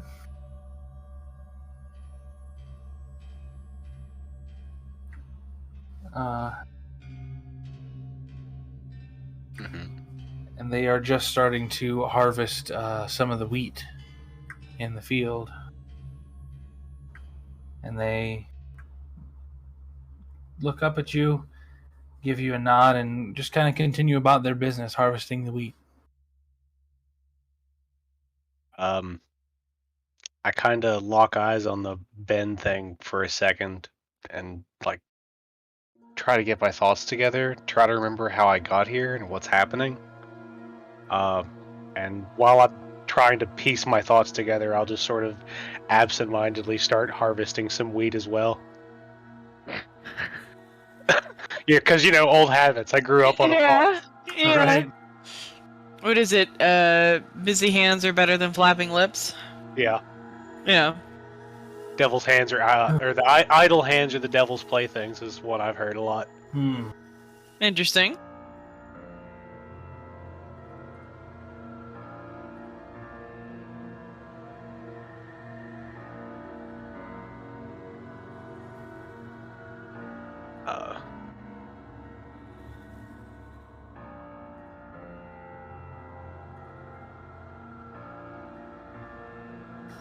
And so they for some time, you are both just harvesting wheat. I keep stealing glances out of the corner of my eye every so often. And I don't say anything off the bat, but in my mind, like I'm taking note of oddities, little differences, like compiling a checklist for proof that this isn't actually him,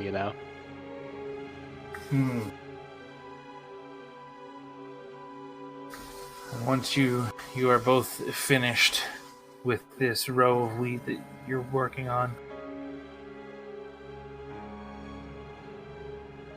Gosh, I'm having a yawning fit. I'm sorry. No.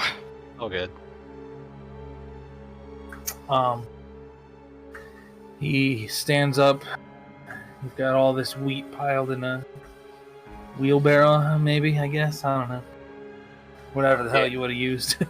I think it would be a barrow of some kind, yeah.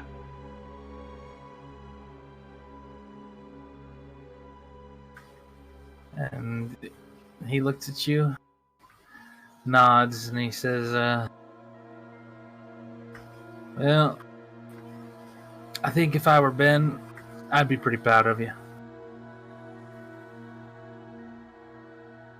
The thoughts Jacob was trying to form in his head scatter to the wind at that comment, and he just kind of like rocks on his heels for a second and says, I appreciate that, I guess.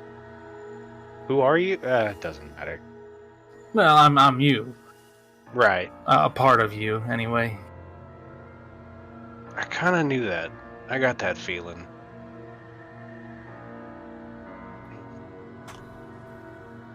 Jacob kind of take a moment to look out over the fields and say, good harvest this year. Yeah. If only it weren't in your mind. Yeah, I was gonna say, better than we ever got back home. It was pretty desolate out there after all them years. Yeah.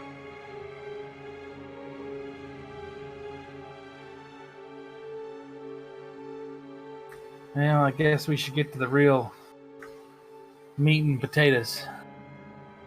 I have a weird question. Did Yanwick and Jacob's areas have the obelisks? No. Okay. That was all you. No. Oh, neat.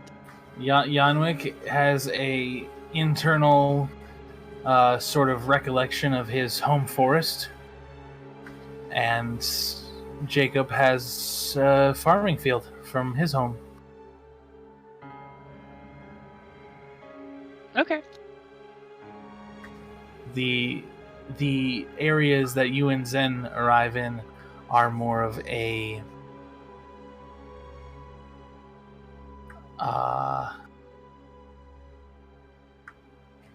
they're both a unique self-representation and a subtle hint that your two weapons are intertwined.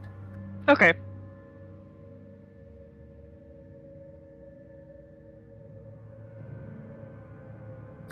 And that is unfortunately more of a fault of mine and of not having more in-depth understanding of Jacob and Yanwick as characters. I probably could have come up with something more unique, but I also at the same time feel like I think this fits though. it does. Like both of their characters are the stories that they've given me are related to their home in one way or another. Yeah. So them going back to their homes in their minds, I think, is fairly fitting. I agree with that. And It's a good fit so far. not to mention they can always change it later because they're able to control their own mind space to a Right. degree.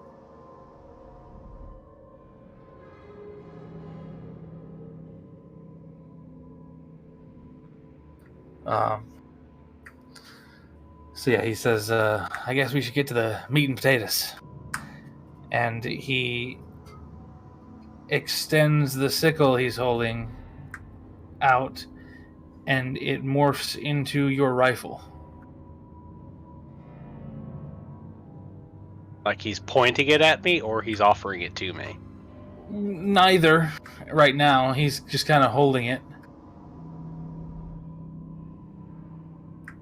And then he sort of slings it over his shoulder. He says,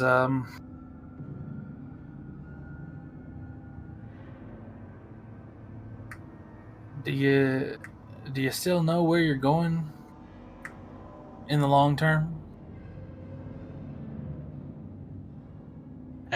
Not really. I just know I'm trying to look for you and Paul. I haven't found hair nor hide of either of you. I don't know how long I've been gone.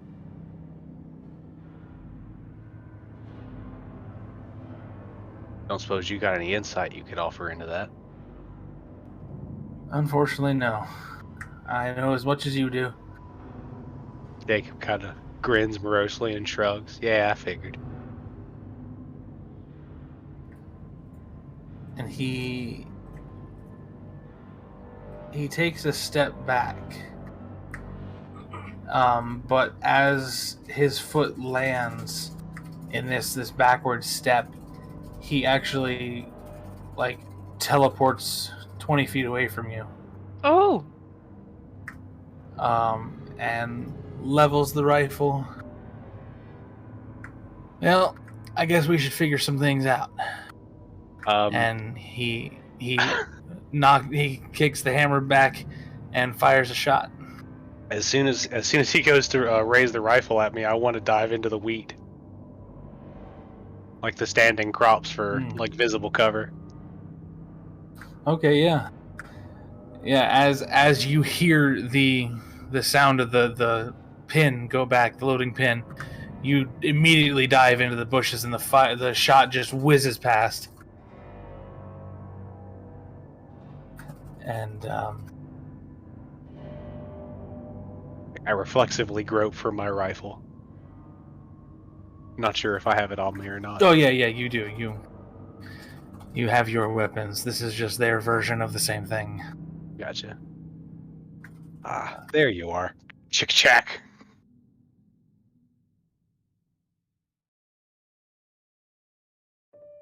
Now, we gotta figure out something other than looking for Ben and Paul. Is that right? There's something more that pushes you forward. And we're gonna figure out what it is.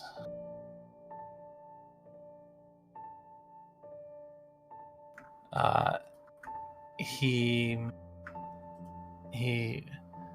locks in another shot and just kind of blind fires into the wheat. Oh dear. And there's this sort of screeching sound as this bullet goes ripping through the crops. And it doesn't damage the crops in the way that you think it should. It shoots over your head because you're still down on the ground, but you look up into the wheat and none of the crops moved as this bullet came through. But there is a much larger hole than should be in damaging any of these crops, and it's just a contiguous line of like a tunnel through the middle of the crops, and the edges are singed with like fire and just What? heat. Jacob stares at it baffled for half a second. What in damnation? Pretty cool, huh? Credit where it's due. That's pretty neat.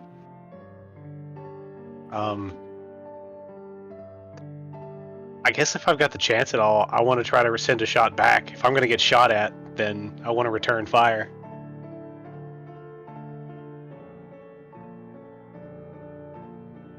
Without standing up and without giving up as little cover as I can, I want to try to place a shot at near my best estimate where the sound of his last shot came from. That one doesn't Okay. smoke. I realize it's effectively guesswork, but I don't want to pop my head up. So Yeah, no, that's fine. I mean, you've got a pretty good indicator as this tunnel through the crops. yeah. I figured that'd give me a pretty decent sight to aim down, Yeah. at least to figure out where it came from. Yeah, so yeah, like basically on the ground, you lined up this shot just above the dirt, and you fire, goes through, and then you hear, it sounds like your bullet fucking hit the barn door essentially. But you realize that it hit the stock of the gun. He's got it on the ground. Huh. I hit the stock of his gun? Yeah, he's got the butt of the gun on the ground, and he didn't move essentially. Huh. It just came through and landed in the stock, and for whatever reason didn't do the damage it probably should have.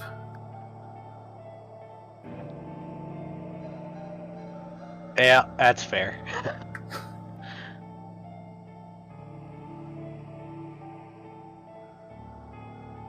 Hmm.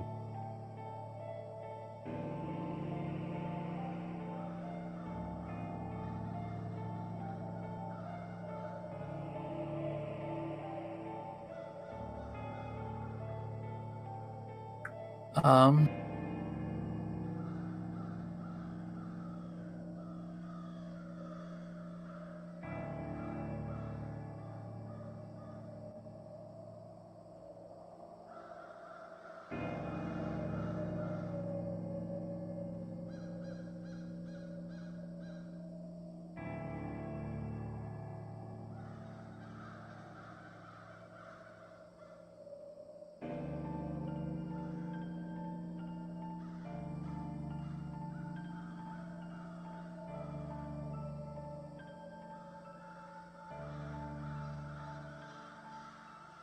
I just got a throw addition to the music in the background. So I can see them like over a field just being like, ooh, yummy. I can't Yeah, I even can hear hear the it. music, so I can hear it now. Yeah, Yeah. that's awesome. the crows are a nice touch. I'd like to say I did it on purpose, but it's entirely random.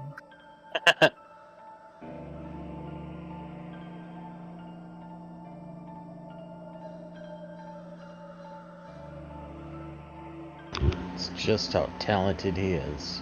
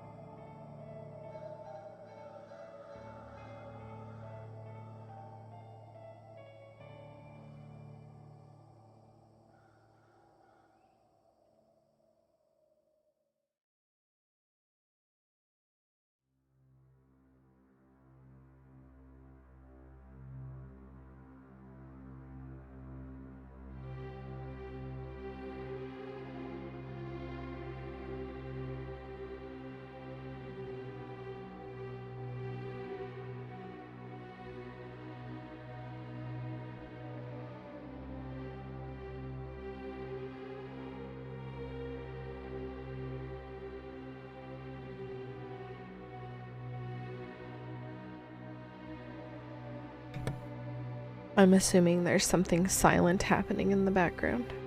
Yeah, I had a DM some questions to Razeth. Whispers, whispers, We have whispers. Whispers, whispers, whispers.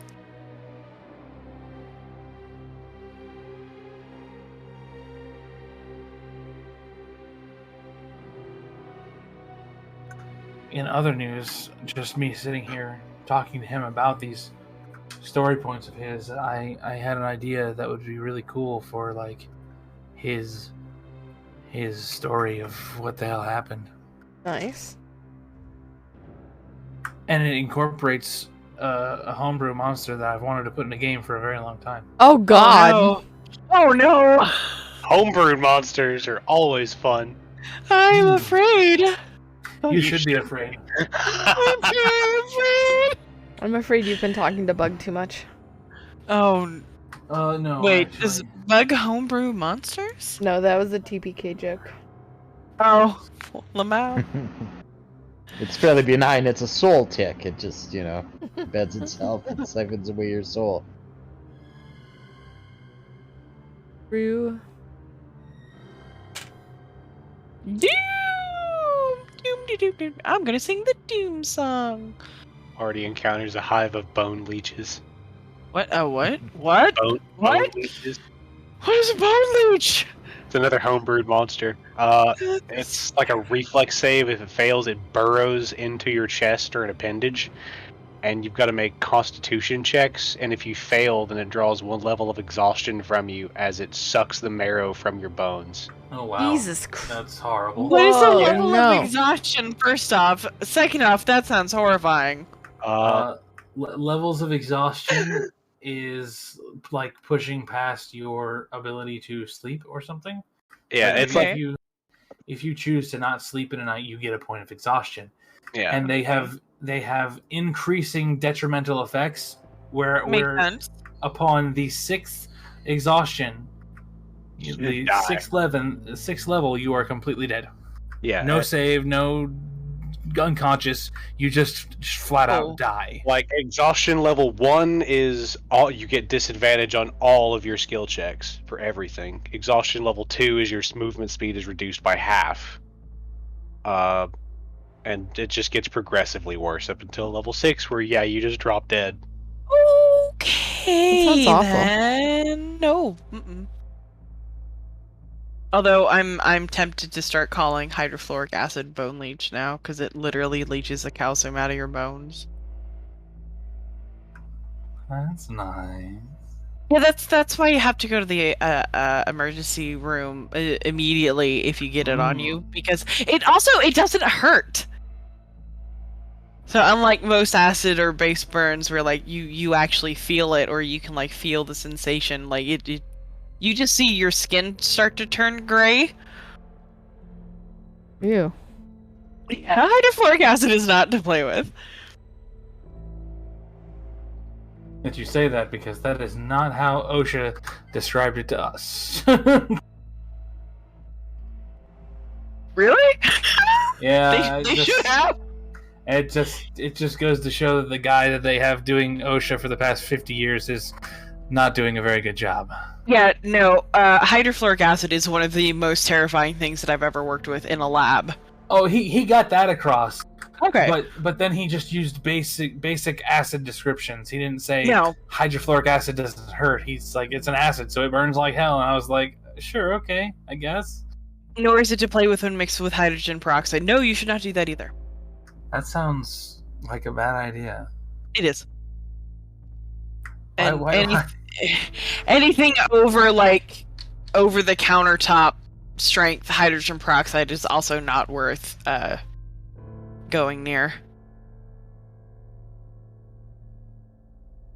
It'll, eat a hole through your hand and cauterize the whole way through.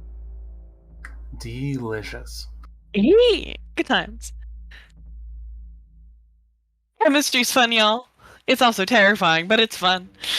It's kind of hilarious that they want you to get to a rinse station if you get hydrofluoric acid on you. It's weird.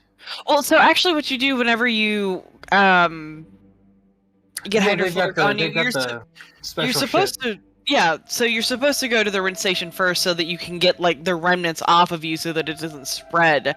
And then you use the tube and then you go to the hospital. Yeah. So that is the correct order of operations. Whether or not someone will have the mind to do that once they've noticed that they've had like an exposure is an entirely different conversation. But in theory, that is in fact what you're supposed to do. No, I mean pure like rocket fuel grade. Yeah, no, don't play with no virus bad. No, bad.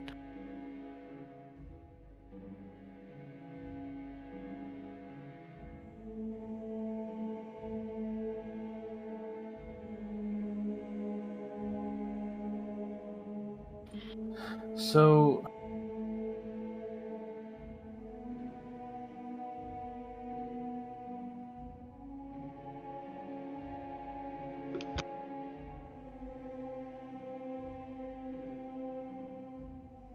it's so fucking weird. Bug is What's weird? Well, Bug's phone has been assembling collages, mashed up pictures, of the cats, right? Oh, And they'll okay. piece them together in kind of like a collage kind of thing deal. Mm-hmm. And it's kind of interesting, kind of cool. It's got a whole grouping of like pictures of Calcifer and Cyrus together. But it also has picture folders named after the cats. Oh. But she didn't put in any information about the cats in the phone. it has gleaned the information from other sources within the phone, like text messages. Oh, wonderful. That's Slightly creepy, yeah. Oh And my- it knows which cat is which. It knows the difference. AI can be kind of scary. The algorithm is learning. Yeah, the algorithm has learned. Kind of cool, honestly. It is. It's cool, but at the same time, it's slightly terrifying.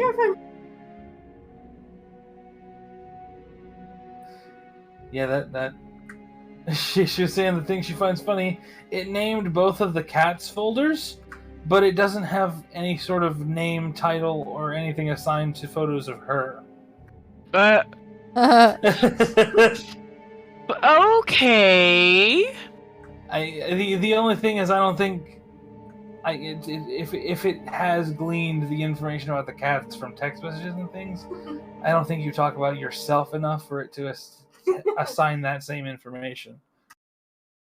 Who wants to talk about themselves though? Cats are like way more fun. I Right. get pictures of cats on Bug all the time. Amazing. We have used homemade thermite with magnesium fuse force for tree stump removal. Yeah, that'll do it. Yeah. Makes sense. Not something that I would suggest that, just anybody would try, though. Hmm.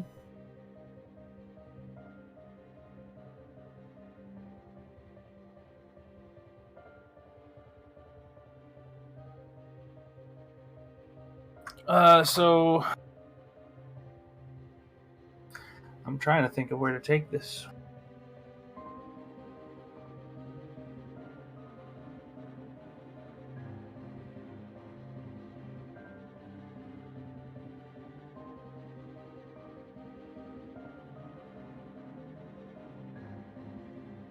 So he's gonna kick his rifle up from the dirt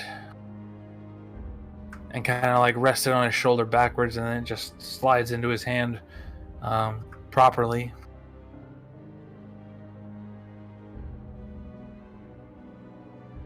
And he thinks for a moment, and he says,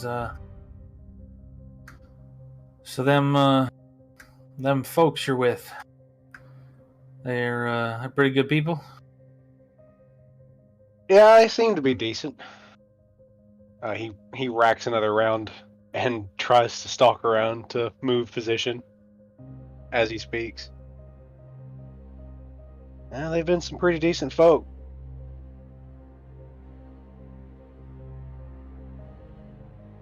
I haven't seen them do anything to take advantage of anybody. As long as they're willing to help others, I feel like it's only right to help them, you know? Yeah, that sounds like you. Us.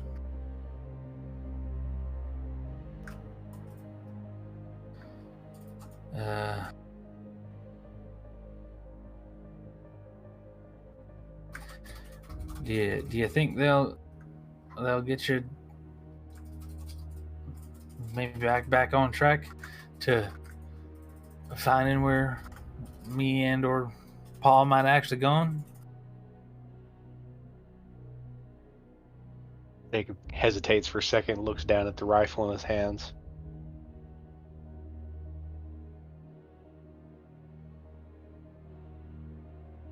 Maybe. Time will tell. But I've not forgotten.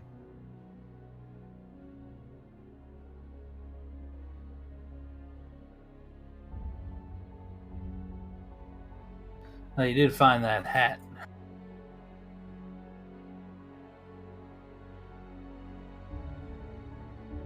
Yeah. Been meaning to ask if this was actually yours, but I guess you're not the right person to ask that. I think deep down you know it's his. We know it's his. I want to believe. I just like to hear the truth, you know?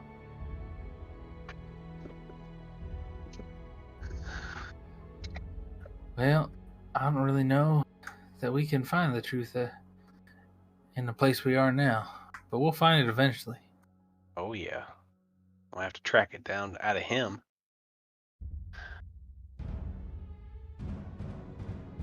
As soon as we find him, we'll know. He sort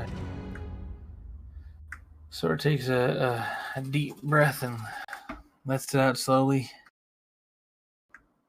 Yeah. Finding him might be difficult. Because you know as well as I, he wouldn't have parted with his hat easily. So that must mean that something unnatural happened to him. Possible. It's also possible it just got taken off him. Yeah, but he was dabbling with all them books.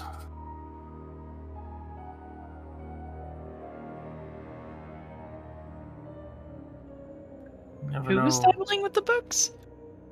Ben. Jacob's brother. Okay. Yeah. I'm trying to do RP notes and it's rough, y'all. It's janky. I'm sorry. Our pre-notes for this section are going to be janky. Okay, I'm doing my best. It's- I'm like,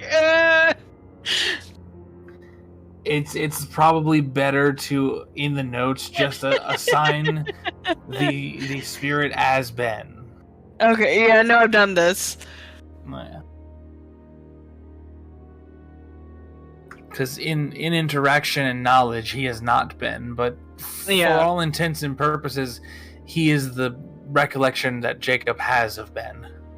It literally says Brother Ben, but not Brother Ben because Jacob's brain. I'm doing my best. Wow, that is exceptionally janky. Yeah. I don't. This is where like my note taking doesn't go well. Like anytime that it's improv or RP, because I'm just like I think this was important. I have no idea, but I did my best. Yeah, just leaving him as Ben is sufficient. Okay.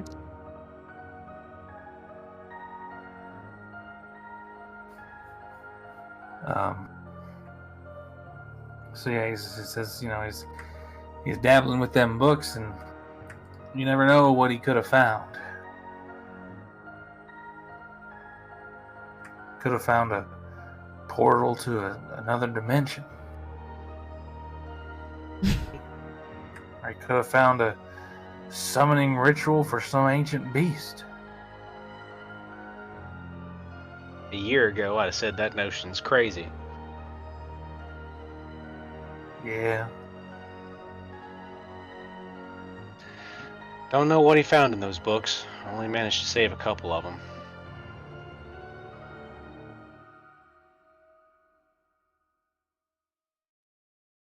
I don't know. I'm looking for clues. All I can do is keep up the hunt, right?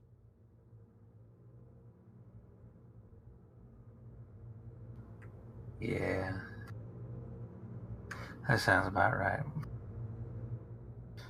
We'll just keep on keeping on, and we'll find something eventually. You know it.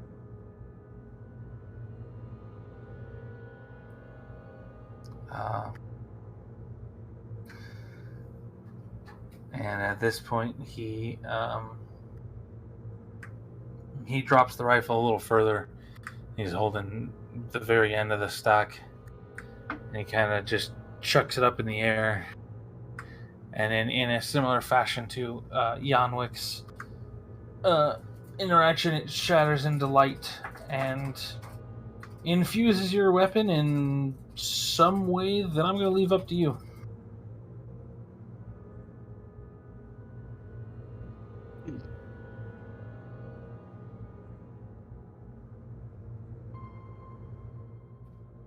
Quick question. Had my weapon already gone through a transformation? Or is this the transformation that you had described to me already? The first encounter you had with this being was you found out the name of the weapon and unlocked the baseline powers. This is going to be the first upgrade to that weapon. Gotcha. Okay.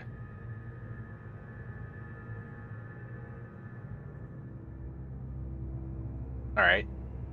Which I did have ideas for in just powers, but look around and see what all I remember.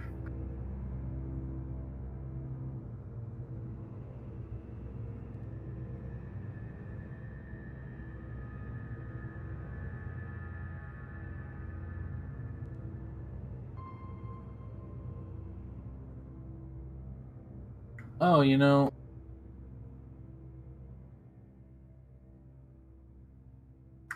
I unintentionally right along with what I had originally planned for the upgrade, so cool.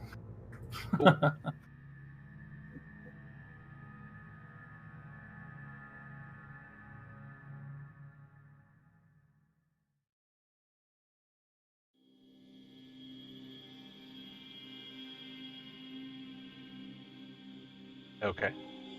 And I think that's about it. Unless there's something else you want to say, ask, or do, interact with this spirit.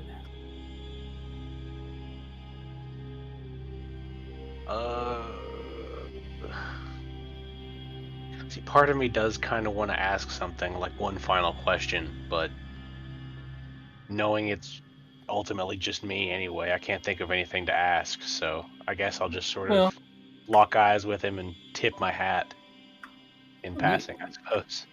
You can ask. No, I don't. I can't think of anything to ask, is what I'm saying. Oh, I don't okay. know to ask.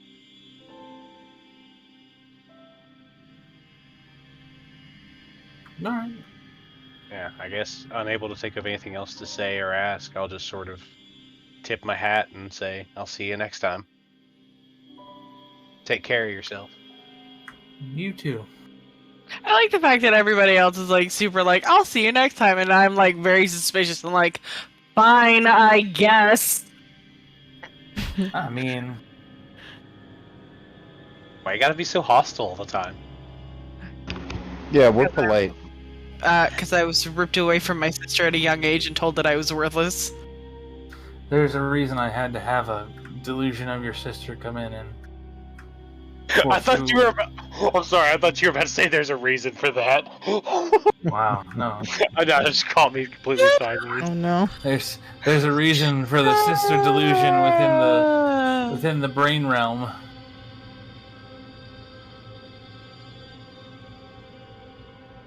Mm-hmm. Gotta deal with that trauma. Yep. Resolve.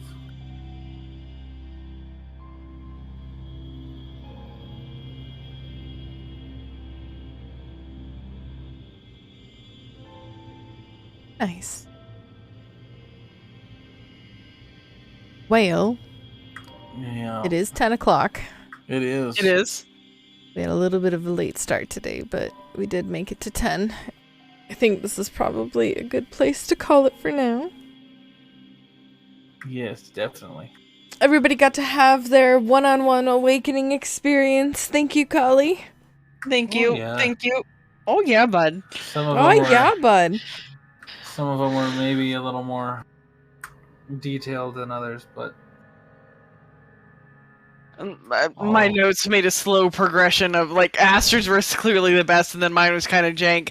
I did okay with Yanwick's, and then Jacob, I was just I've lost all sense of what's happening anymore. I recognize I really haven't given much to work with for my character in retrospect. Also, I'm interested to see what happens next session, because all of us just literally spoke with ourselves while unconscious in some room, and Callista and I know stuff about each other for a certain amount of our lives, but we don't know anything about you guys. Mm-hmm, Nobody knows about anybody else's histories. So like, do we finally get to like explore like why the fuck how did you die? Why did you die? Why are you? I'm still suspecting. Like, Callista still thinks that Yanwick is some sort of like elf prince that like got shot because he drew a dick on somebody. Wow. I mean, to be completely fair, we just haven't done a lot of party interaction. So like, I'm wondering if maybe next time, everybody kind of wakes up and they're like, well, that was a thing. And we actually have like party interaction instead of just like, oh yeah, who's your party? Well, my sister's there, and then these dudes, and like this one character that showed up and another character that has changed, 80 times, but I don't know. Tell me about your party. There's people in it? We live in a society. I think I have a handful of different ideas to throw at Kali for whenever the next session starts. Whereas my notes for this one are, let's see, my notes are everyone doing their weapon stuff. I didn't really do shit. Those are my notes. Did you maybe you wrote like another thesis or something while we were asleep? Oh no, I was doing things, but that won't be revealed until later. No, of course. I'm incredibly mysterious. I'll reveal myself later too. Ugh.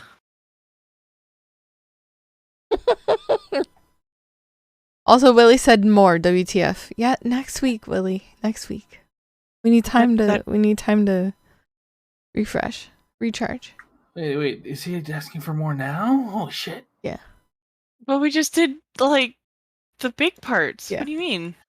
We need a long rest. Okay. Yes. I have to My reset brain my needs a spell long slots. rest. The party requires a long rest, especially the DM. I used Yeah. 2 whole hit die trying to stay awake for this one. Well, Bouncy didn't even make it. Russ said, let's do some more Satisfactory soon. We started that world and then we never finished it. I know, like we did one session and we've not We got played it distracted playing other stuff. since. Yeah. But we all did of those do- things can be played. Let's do some more of that. Absolutely. Alrighty, I'm gonna do the end the stream thing. I'll be right back. Me too. Alright. Alright. We did it. We done the thing. We had all of our weapon awakenings and things were cool and stuff. And we're all finding out more about ourselves and more about our characters as we go along with this too, which is really cool. I think that's my favorite part of doing all this homebrew stuff, is the onus is on us to come up with what's happening, our plot devices, all of that stuff. And I think we're a pretty creative group. Even if we don't have a whole hell of a lot of experience playing the game, collectively we have a lot of experience using our imaginations, and I think that shows here. Yeah, that was a lot of fun. And unless something happens, we will see you next week. I hope y'all have a wonderful time, and we'll see you soon.